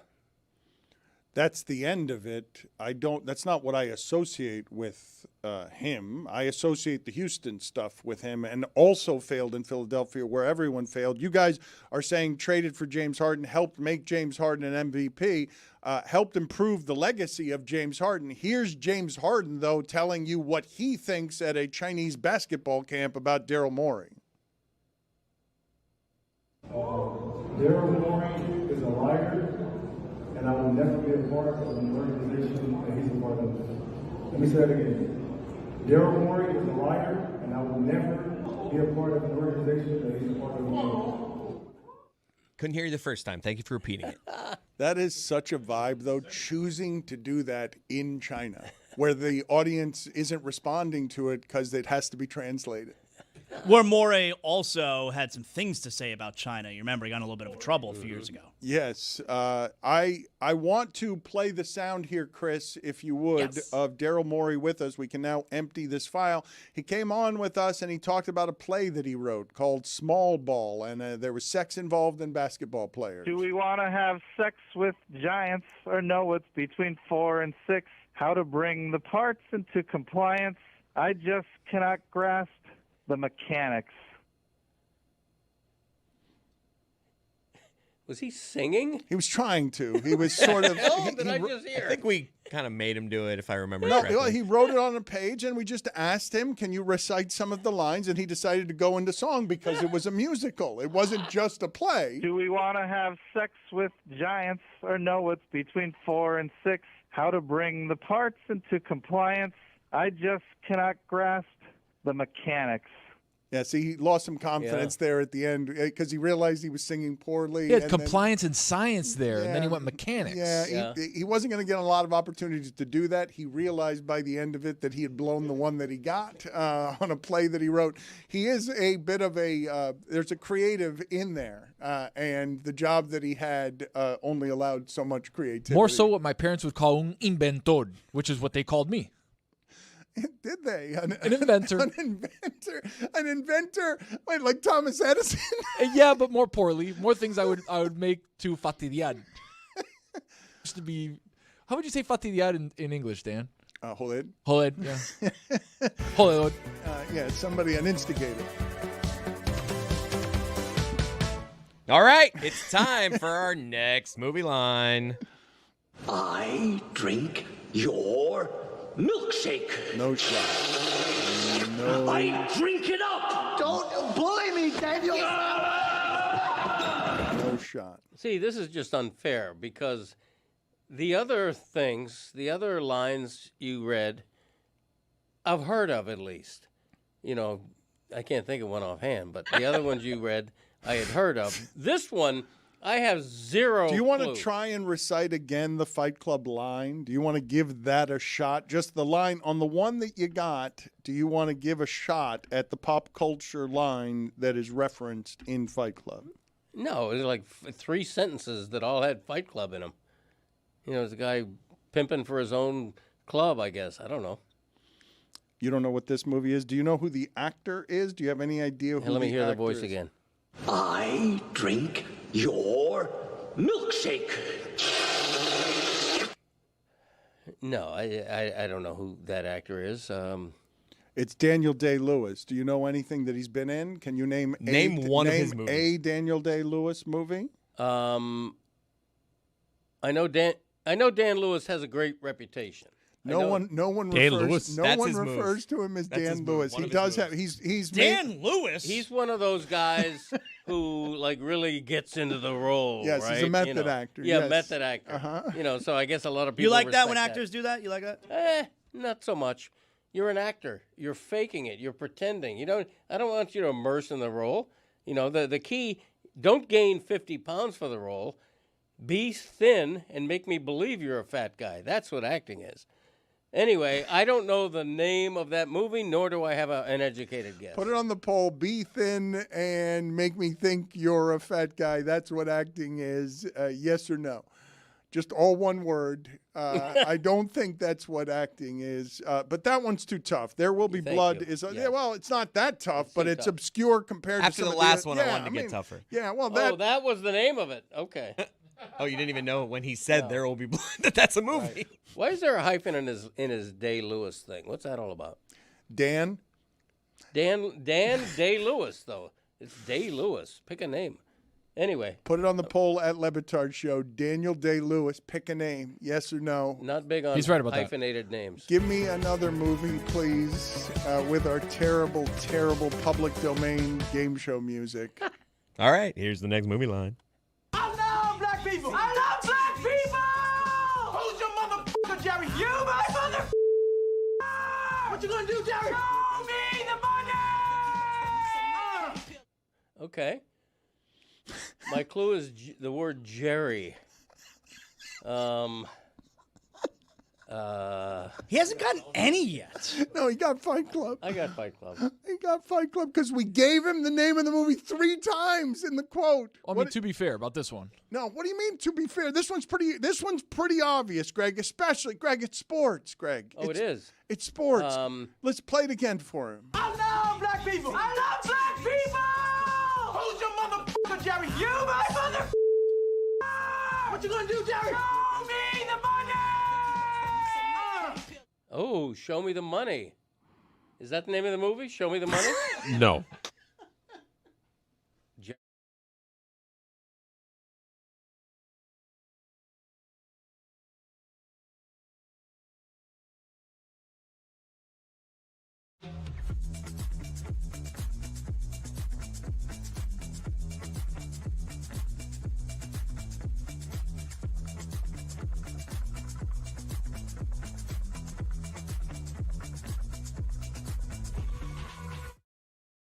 Hey, the Hockey Show has live streams throughout the rest of the Stanley Cup playoffs. Please join us as we get to enjoy all the teams that are left here in the Stanley Cup playoffs. Dave, are you ready? I am thrilled. I'm exhilarated. I'm excited. I'm psyched. I'm ready. What about you, Rosie? I can't wait to pick my team. Woo! It's the second round. You're No. picking a team. I'm picking a team now. Ethan, Bye-bye. Ethan, what about you? Always fired up to watch some playoff puck, Roy. All right, the Hockey Show. We're doing live streams of the Stanley Cup playoffs throughout the end of the playoffs. Please join us.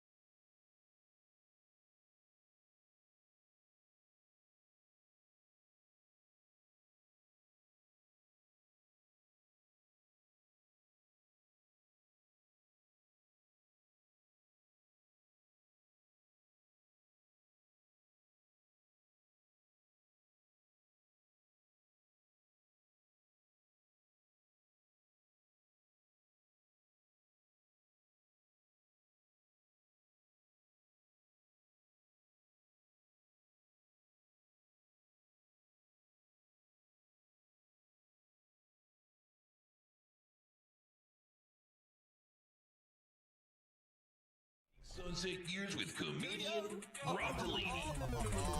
I really am thrilled to be doing this, Rob, because I admire your work a great deal, and it's rare that I find somebody from afar that I've been wanting to talk to because their story seems somehow something even more admirable to me. Now, you might not view it this way. I don't know how much nobility you think there is in your story, but in watching the art that you've made and watching the life that you've chosen, it's sort of been a pleasure to watch your work grow and to see, you know, the things that you are choosing late in life to do artistically. Well, that's very kind of you to say. Thank you, and thank you for acknowledging that I am late in my life. There's a refreshing honesty to that. I How's it am feel? 45, so I'm well more than halfway. 45 is there. late in life? I mean, I do think about it though sometimes. Though, like I'm definitely more than halfway done, and that's funny. Isn't that funny? How does But it yes. feel to be told that you're late in life by someone who is considerably older than you? Who's a great deal older than me? It's strange. I wonder, does he know things about, does he have access to my medical file? Has he seen things that I haven't seen? I just feel like I feel through your art like you've lived more than I have. It's really what I'm doing there in the having of 4 kids, in the choosing work-life balance, in learning life's lesson. I just think that I was atrophied as a as a young person. Yeah, I mean, I guess the things that that I've experienced that maybe most people haven't are, you know, I did get sober 20 years ago after going to jail after a car accident that I was responsible for, and I've stayed sober, so that's been pretty cool. I've had the unbelievable good fortune to make a living in comedy, and of course I didn't for a long time before I did, so that was challenging. And then, but the biggest thing would be that my wife and I, one of our sons got cancer and passed away a few years ago. So those are the big things that I've been through that I think, you know, are place me in sort of a strange minority. I think I covered it all. Well, life-altering things, Yeah. right? Because arriving at comedy success must have been the realization of your dreams, right? You came from, your comedy story there aren't a lot of people who had comedy success the way you did, just sort of discovered by social media. I can say that, right? Oh, sure, yeah. It came at an interesting time because I was trying very hard to get hired by, say, Jimmy Kimmel, Conan O'Brien, you know, writing jokes by the stack, by the physical paper stack, you know, because I'm submitting 2-liner jokes, you know, by the pound to try to get hired as a late night writer. So then Twitter comes along and I've got piles of jokes that no one will pay me for, no one wants. And I mean, I send them to people and they're like, no thanks, you know, or these are great, but still no thanks. And so I had a place to focus this stuff. So it was sort of a right place, right time kind of a thing. So myself and, you know, many other people around the same time figured, oh,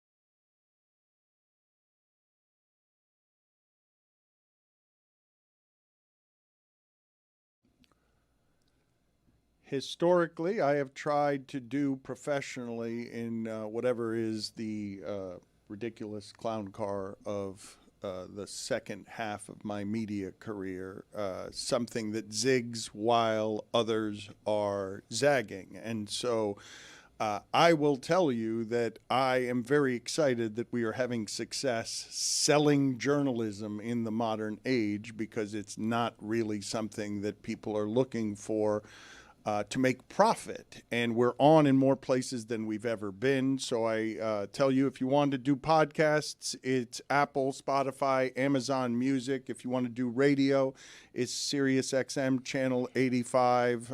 If you want to do mainstream stuff, it's Peacock and NBC Sports Now, Monday through Friday from 12 to 3, or YouTube. And if you want to join us in the future, it's DraftKings Network, it's Samsung TV Plus, it's the Roku channel, it's Vizio, WatchFree Plus, and others. Also, you can get Juju and Trista after games. The remaining playoff games are going to have a lot of Juju and Trista after them at DLS Hoops on YouTube. They're going to join us now here because I want to have a lot of basketball conversation. But before I do that, did we find any facts on whether or not other human beings have the exact voice somewhere in the world that you have? Or does every human being who has ever lived have a unique voice? Because it's not something that I'd considered before. Trista, do you have any thoughts on this?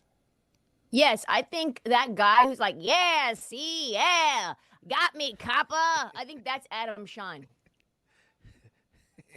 I also think nobody in the history of Earth has my voice, but I guess we'll read the polls on the post-game show to determine. Both of you have super unique voices. It's one of the things I always think of this thing as an audio thing more than a visual thing, and I love how distinct your voices are. But did we get factual answers to my question about, it seems implausible that every single person who has ever lived, there's never been anybody who has had my voice. I'm more willing to believe it with Tristan and Juju, actually, Dan, you because I've scarred never us. heard a voice like You've those. scarred us, and we're afraid to trust the internet, so we're not going to say anything. Ethically, I can't look it up, so. Okay. Morally, I can't either. All right, so we prefer to be ignorant than wrong. No, not ignorant. Be ethical and moral. And are we using AI? Are we gonna consult Claude on that? Is Claude trustworthy? Where are we at on using AI for these types of things? Also, do we get to use some of Greg Cody's WGS, white guy syndrome? That's right. Skews things. Yeah. Anybody got a set of encyclopedias? Go to the V. Look up voice in the encyclopedia, and maybe that has the information. He's right about that. That's what we have right now, because he said we can't use search engines, we can't use large language models. So where are we at, Dan? Encyclopedias? Dad, you just redecorated and you're cleaning out your office. Did you get rid of those encyclopedias that you still had? No, I still have them. They're in a plastic tub in my garage right Whenever now. I didn't know anything when I was a kid, my mom used to always tell me to go to the encyclopedia and look it up. I hated that shit. A plastic tub? Your encyclopedias are in a plastic bathtub that is in... No, not a bathtub. A plastic, what do you call it? That storage Container. Storage bin. Let's Bathtub. talk about what it is Bathtub. that we were talking about before Trista and Juju came on. Trista, did you find odd the conquering hero status that Wemby was framed in last night? Yeah. Are you kidding me? Everybody is talking about, oh, yeah, we love Wemby. We're just waiting for this to become super annoying like it was with Shaq. I lived through the first round, guys. I already hate Wemby. His face is smug, the memes. He's kind of psychopathic when you think about it. He smiles. He immediately changes his facial expressions in a way that makes me feel like there's something not right upstairs. The elbow.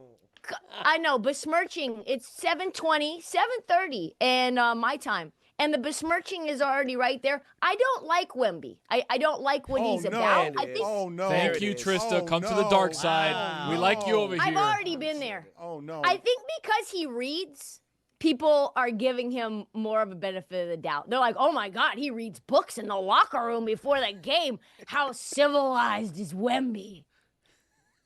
We've got two of the largest Wemby haters anywhere. You guys have beaten everyone else to the rush on hating Wemby before. Oh, what's he's the won water anything. filter you're using, Gobert? Like if Gobert knows. Give me a break. We got three of them, because remember, Mike Ryan was the first on the mountain. He said Wemby is going to ruin basketball, bro. But wait a minute. No, these are different criticisms, though. And I know you like to keep it positive. You don't have very much hater in you at all. But these are different criticisms, to say he's going to ruin the game and to say I don't like his personality. I don't like who his essence is. Right. But I definitely agree, though, that my boy should have got a game, because now if I'm the Timberwolves, if I'm the Knicks, it's elbow time, because I see the precedent that's been set. I'm going through your chest, sir, and I better not be suspended. I want to get from Juju some thoughts here on Daryl Morey and what his legacy is going to be. What are your thoughts there? Every time y'all say Daryl Morey, I think of that play he was in, because we had video from that play y'all played earlier too, and he was celebrating, and I was like, boy. But I came up with a top 5 moments from the process that I think Daryl Morey will be remembered as, even if he wasn't responsible. All right. OLI. OLI. All right, let's do it. Bro, OLI, you got swept by the Knicks in a home court takeover, cuz. That is the worst. But number 5, you drafted Markelle Fultz over Jason Tatum. Number 4, you drafted Ben Simmons over Jaylen Brown. It's going to be a good list. Number 3, not the first time he said it, but when James Harden repeated that Daryl Morey is a liar. Number 2, Joel Embiid crying his ass off when the Raptors won the game. That's going to be as close as he gets, isn't it? That's going to be as close as Joel Embiid gets to the championship. And the number 1 moment for me for the process, Ben Simmons holding up that fish on the boat as if it is all over. What are your thoughts here, Trista, both on Juju's list and how this will be remembered? Because I don't think Morey gets a top job again. I like the list a lot. I think the list, we have to define what the process is because I feel like it's pre-Morey and it's post-hiring Morey. And like the things that were super egregious were really the Brian Colangelo things. To me, I feel like Morey is one of the best talent evaluators in the league. And if you look at it like a grocery store, the GM's job should really be going out and getting the best ingredients for the chef, aka the coach, to cook up. Daryl Morey knows how to pick ingredients, y'all. Like, truthfully, some of the best draft decisions, Tyrese Maxey, VJ Edgecombe, Jared McCain. The problem for Daryl Morey is he doesn't know really when the ingredients are ready to expire, and he doesn't care about sale prices. He goes to Wegmans over Trader Joe's. He's getting Paul George at a premium like it's peak Paul George. I think it's because Daryl Morey is ugly that he gets as bad of a rap as he does. And I think that they hired Bob Myers, who honestly, like, if you look at what Bob Myers did after Jerry West left, has been trash. We can go down the list. And they're also now rumored to be hiring Neil Toxic Workplace Olshey. You're talking about two good-looking guys, just like our guy, the serial killer as well, who is good-looking, Ted Bundy. And I just think that we need to start evaluating people not based on how they look, but the decisions that they make. Okay, I need to stop her on a number of different fronts, and I did it way too late here. First of all, she's right, Dan. Did you answer my question as to whether he will work again in the league? You're thinking that he does because of what you're saying as the top guy in the league? It's the full power position. I thought she said no because he's ugly. No, I don't think he gets the top job. But I would keep Morey on, just in terms of, like, draft evaluation, because both of those guys can't draft worth a shit. Juju, why did you throw the penalty flag? Because she's sitting here having analysis that none of us could have. This is not fair. This is not equality. You can't. I can have it. I second it. You can't come after Daryl Morey this way and just say he can't have these jobs because he's ugly. I've never heard that analysis before. Can you imagine? This is why I love having Trista as a partner, because she can say things I could never dream of saying. Could you imagine if I had this take on anybody in the WNBA? No, I would be canceled. Well, that's because women, Juju, are highly sexualized and men are not sexualized. So that's just the way it goes. Ugly men get to get jobs. Ugly women, not so much. Yeah, Juju. I'm sexualized. I don't know what you're talking about. I think this is a lane for. I think we should have Trista on as a lane, a correspondent, whether or not this person or that person should have a job based strictly on whether they're good looking or not. Because Bob Myers is getting chances. You're saying that the resume. That hair, Talapinga. He's looking like Quasimodo. You think he has his job? Come on. Look at what Bob Myers did. Looks like after Kramer. Jerry West left. He drafted James Wiseman, who was a bust, and really there was no real reason to draft James Wiseman because he didn't even play that much in college. He drafted Nico Mannion. He just drafted Justinian Jessup. Do we even remember that guy?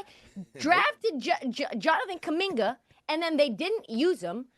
Drafted Moses Moody. That's probably the one that you could say, okay, he's all right. Did the sign and trade with Durant for D'Angelo Russell. Got Kelly Oubre.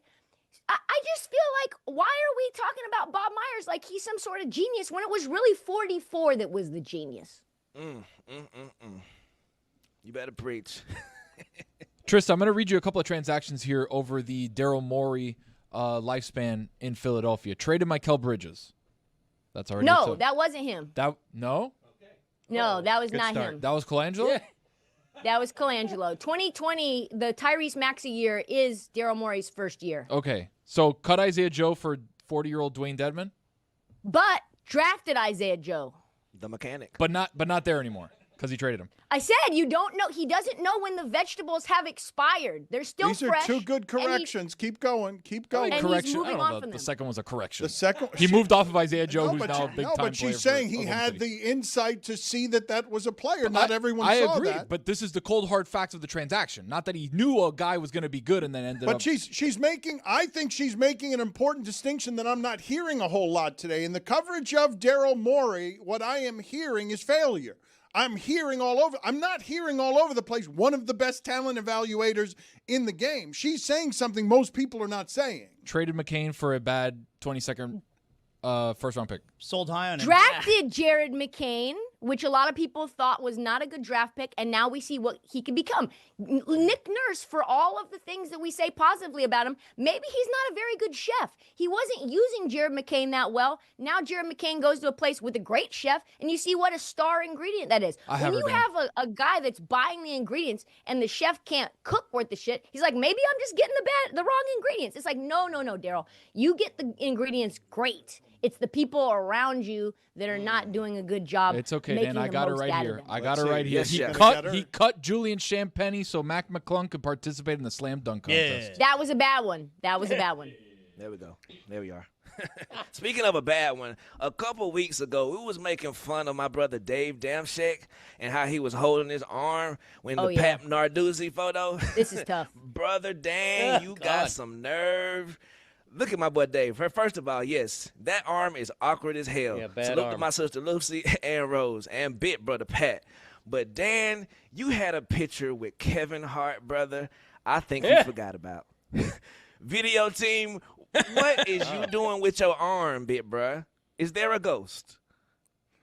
I feel like that is an arm that's not proportional with the rest of my body. it's too long, your arm. The arm, it reminds skinny me. arm. It reminds me of like a Chris Elliott character. Do you guys know what it is that I'm talking about? The Chris Elliott character with tiny hands and very scary short. movie? What is wrong with strong what is arm. happening there? My germs? Put it on the poll at Le Batard Show. Do you know who Quasimodo is? Because Zaz made a reference there that I think is dated enough that most people don't know what you're talking about. Does everyone here know what Zaz is talking about when he says Quasimodo as a famously ugly person? Greg? Yes, I do. I know Quasimodo. Everyone here knows? Yes, Trista? Yes, I know Quasimodo. I've heard the name Quasimodo, but I don't know if I could pick him out of a lineup. I think that's who I thought the Notre Dame mascot was, right? This guy. That's right, the leprechaun. His name's Quasimodo.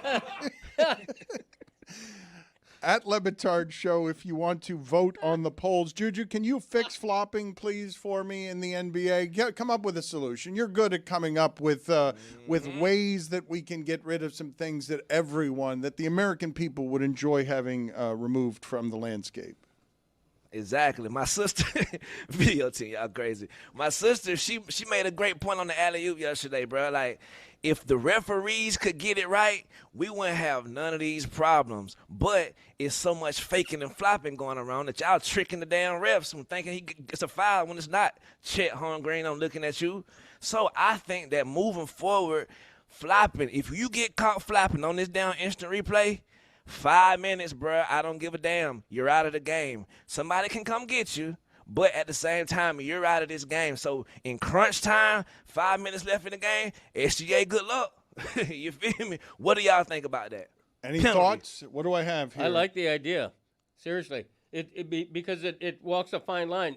You're not ejecting them, but you're doing more than just getting a couple of free throws out of it. You're making them sit for 5 minutes. I think it's a brilliant idea. You're not talking like hockey, right? I'm making sure I understood you. Like they're not down a man. You can put someone else out there, but just that guy's got to get off. Yeah, no power play. I'm in on power this. play might be a little too extreme. That's too much. But right. Yeah, we got to get somebody else in for you because, brother, sit down. I'll keep working on it. Let's see if we can get it to a place where we can bake it and have it ready for Adam Silver in a way that has it. Because that's good. That's better than yesterday. 4-on-5, nobody was going to accept it. That's better than yesterday. Trista, we skipped right past something that you said. How real is the rumor that the Sixers are going to hire Neil Olshey, who comes fired from a Portland toxic workplace? Like, what are the details here that people need to know on how it is these guys get recycled no matter where it is they're coming from? Nepotiz is how it happens. Bob Myers and Neil Olshey are friendly or friends. Both came from the agent to GM route. But again, like Neil Olshey is, a silver fox. He's got a big smile. He calls you babe. He says he's gonna hit the head. He pats you on his shoulder, and you're like, yeah, this guy's kind of fun. But when you Wait a minute.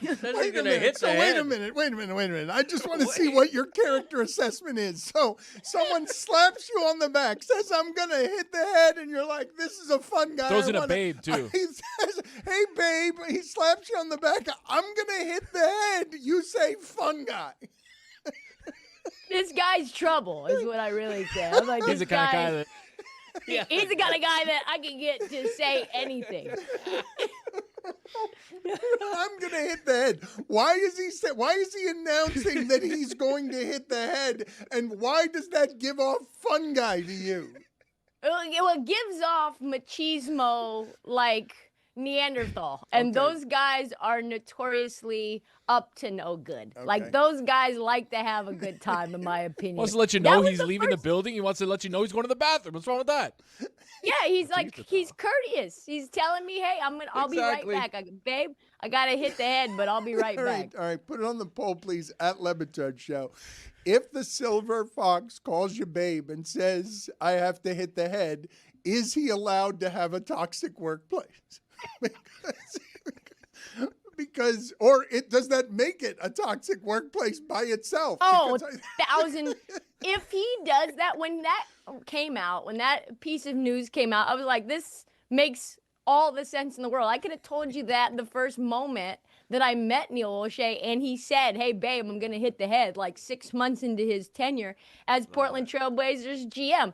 And I think he gets a lot of credit because of the Damian Lillard draft pick, but that wasn't him. That was Indiana Pacers GM Chad Buchanan and Kevin Pritchard. Well, it was actually Chad Buchanan, who was the interim GM at the time. But yeah, like Neil Olshey is the kind of guy that will curse you smooth out.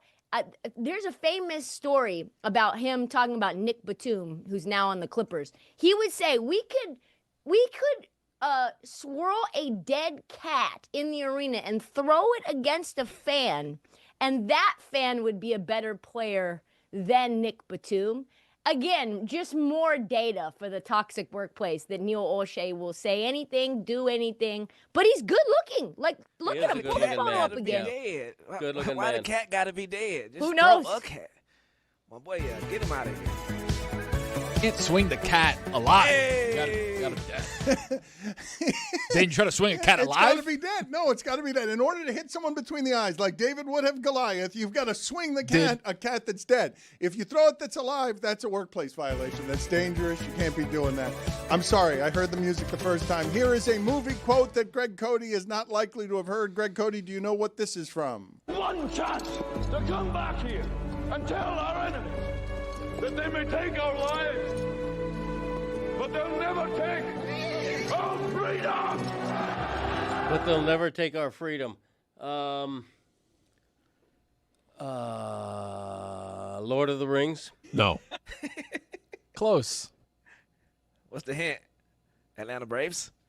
Remember the Titans? No. Further. You think that's a football movie involving Denzel Washington? Remember the Falcons? No. One chance to come back here and tell our enemies that they may take our lives, but they'll never take our freedom. Okay, that's a bad Irish accent. Who's known for a bad accent? I don't know. I just don't. Ten Commandments? Do you recognize the voice? Do you recognize in keeping with our conversation here about voices being distinctive, do you recognize this voice? They may take our lives, but they'll never take our freedom. Yeah, I'm picturing that actor. I can't come up with his name.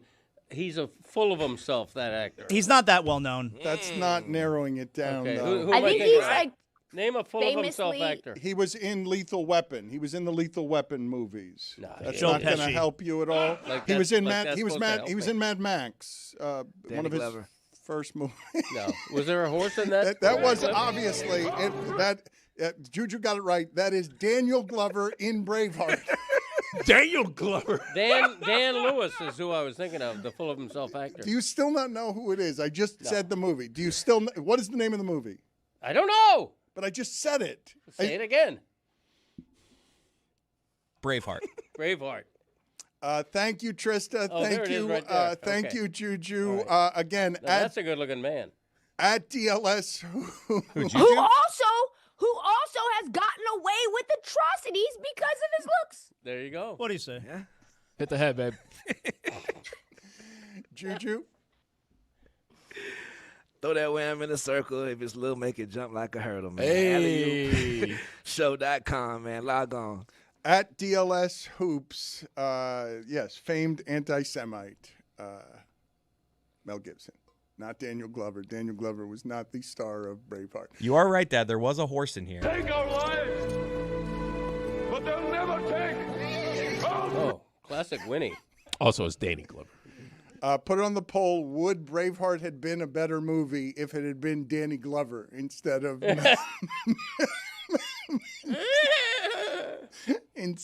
Mel Gibson Jr.? I can't believe that we have stumbled correctly on the idea that no one in history has had a voice like anyone else in history. It just doesn't seem possible, and I don't feel like we've gotten accurate information. There has to be a guy in Bangladesh who sounds just like Tony. You can't tell me that there are no. How would it be possible for no one to have exactly this whiny of a voice? That someone out there sounds as annoying as I do when I get to this pitch. Can I ask the large language model, Dan, or no? I would like some information here, and even if it has to be acquired unethically, I'm willing to take what it is that. But you could just do research better than that. You could also do listen to everybody's voice on the entire planet. Yeah, no, sorry, I can't do that. Get back to us on that. I'm being told here voices are like fingerprints, shaped by unique anatomy, including the larynx, mouth shape, sinuses, and vocal cords. Sounds very AIE. AIE? You know what I meant. Okay. AIE is spelled with a Y, isn't it? AIE. Aioli? AIE is spelled with a Y. Put it. Cannoli. What movie is Leave the Cannoli from? Take the gun, leave the cannoli. That was we already did that. I know. That's why I'm asking you. I don't think you remember. Of course I don't. Why would I? It's dispensable information. I don't have the bandwidth to remember every detail. Can I give him I've an ever easy heard. one? Extraneous detail, movie lines. Because I have one more for sure that I don't think he'll know. I have one more that I do think I'm he will. bothered by how good you are at selecting terrible music that I don't like at the beginning and then I end up liking. You have been consistent in finding just the cheapest possible music. You have to go like this when you hear it. He's dancing for people not watching. That's just generic game show music. That's not actually on any game show, even though it's game show perfect. But to give myself a little credit here, that's me taking like a snippet of this long song, and I'm like, dude, that's my moment right there. Well, credit to you. What is the movie clip that you're saying? Is this the easiest one we've got? This will be hilarious if he doesn't get this one. But wait a minute. I want the best one for the end. I want the easiest one for the end so that we can ride the zip line. This is what I want to know, okay? Jeremy is, I think, making his first road trip with the Marlins this week, and so I want to put him on a zip line, and I want to do with him what it is that we did with Mina Kimes, and I want to do it successfully with him, but I'm worried about doing it successfully with him because it's been done as well as it can be done, and I don't want anticlimax from it. I want our very best and easiest one that Greg Cody can be wrong on. I want that to be our last one. So I'll go with the second easiest one here because I have three more in the holster. I'm going to go second easiest, one that I think he'll still miss, and then we'll go easiest. I also want to play this game again next week, so get another batch Okay. of them because I'm fairly startled by how bad he is at this, even though I know he doesn't know anything. A little about update movies. on Jeremy. We have been efforting all week to do exactly what you just said. Apparently, either he's lying about this because he doesn't want to do it, or it's not running currently. Like that zip line is just out of order at the moment, according to Jeremy. So luckily for us, we won't get a shitty sequel.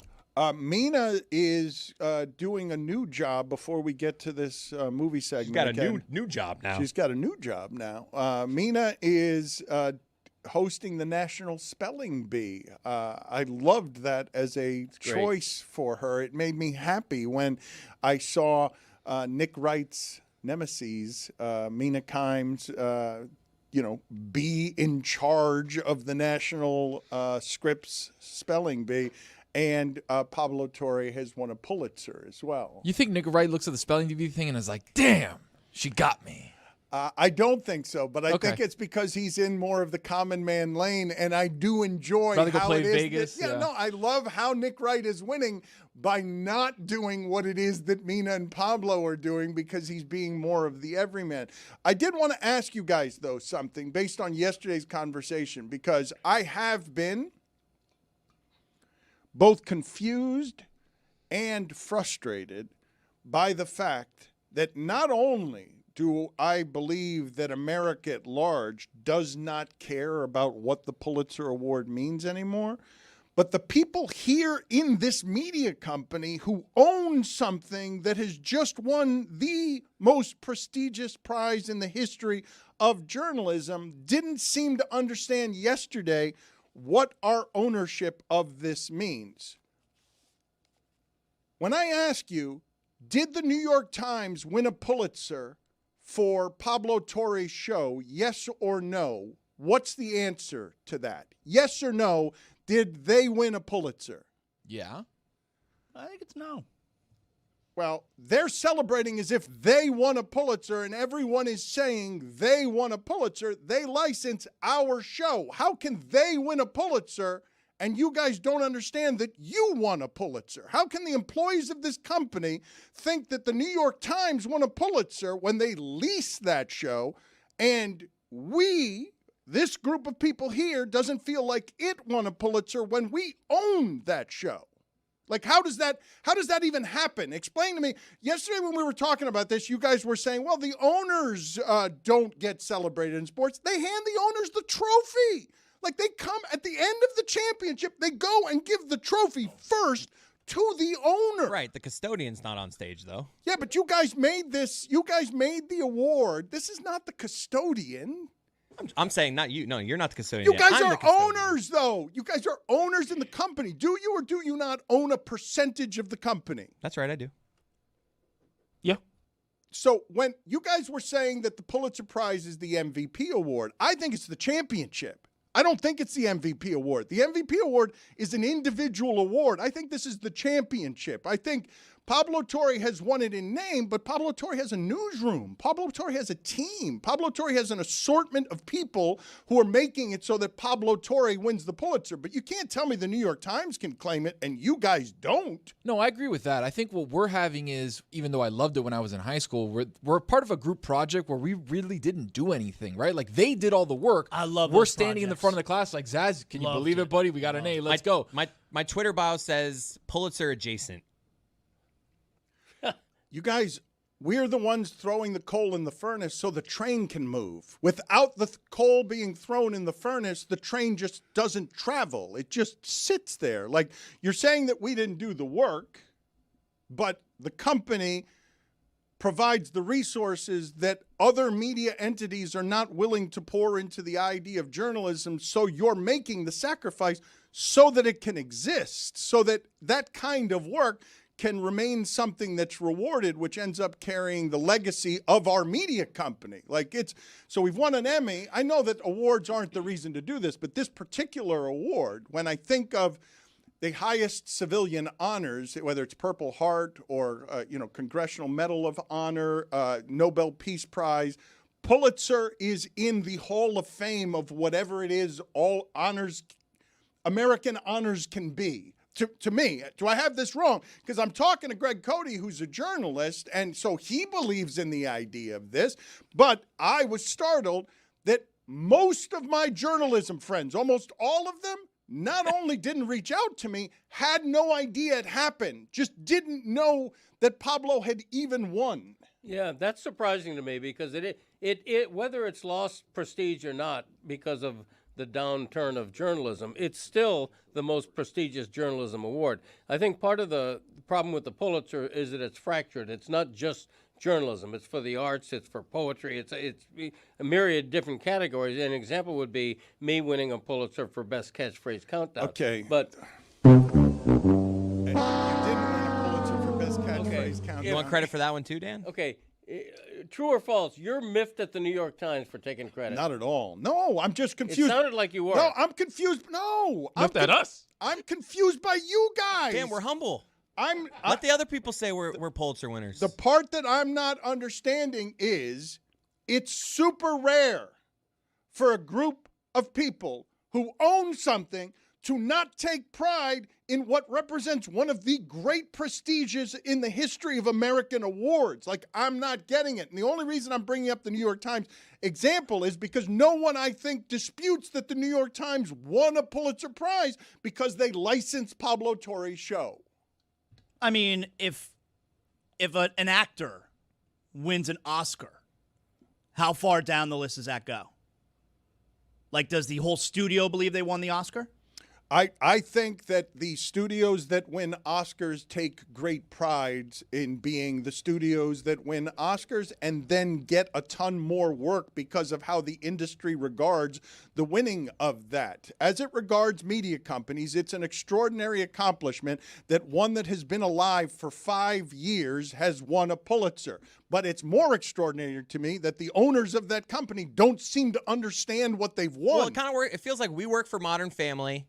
And we're like under the ABC umbrella, and Pablo, the other show, won an Emmy. That's a good example. And it's like, I work for the same company, and I love Pablo, love that show, but I'm not going to do a victory lap. I work for Modern Family. Still, we're the better show than that other one. All right, so when Meadowlark Media, more popular show, but when Meadowlark Media wins a sports Emmy for the comeback movie, one of the documentaries we've made, none of you understand the personal pride involved with, like, do you not understand what you own here when you're making things that are winning awards? It's just, how am I supposed to explain to the audience how to care about this when the people most invested in it don't seem to understand it? I think that's the distinction, right? Like, we made an incredible thing, but like, we is like certain people. So I feel like for us back here, it's like we can't claim that we worked on certain things or that we are part of certain things that won. It can't exist unless we're making money.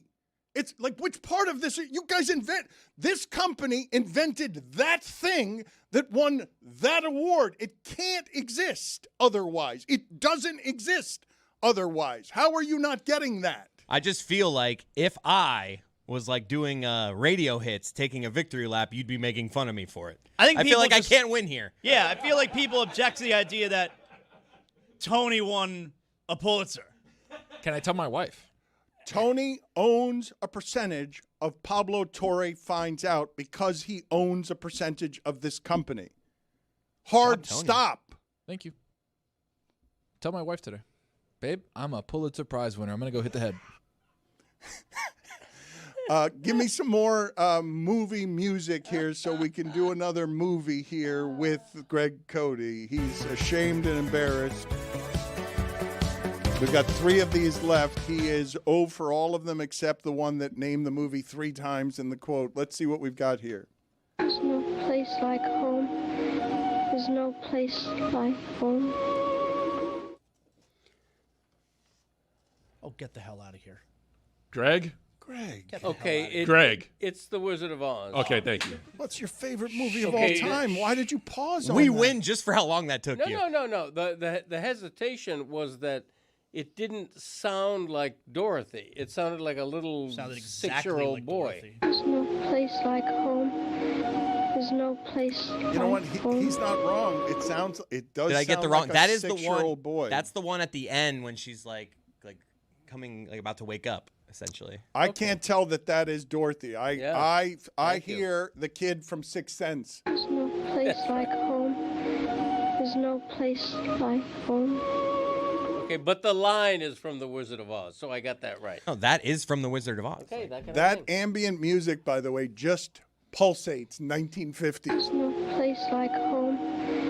There's no place like home. Is that a weeping violin? Is that what is the sound of that? That is just profoundly sad and gives off black and white television. Give me another movie, please, before we get to what it is you're alleging is the easiest of all. All right, here's the last hard one. Houston, we have a problem. Oh, everybody knows that one. But do you? I'm not sure. Do you know the voice? Do you know whose voice that is? Houston, we have a problem. Houston, we do have a problem. He didn't say we do, but Houston, we have a problem.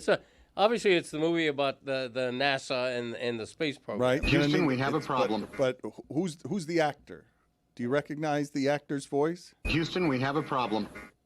It sounds like Lewis.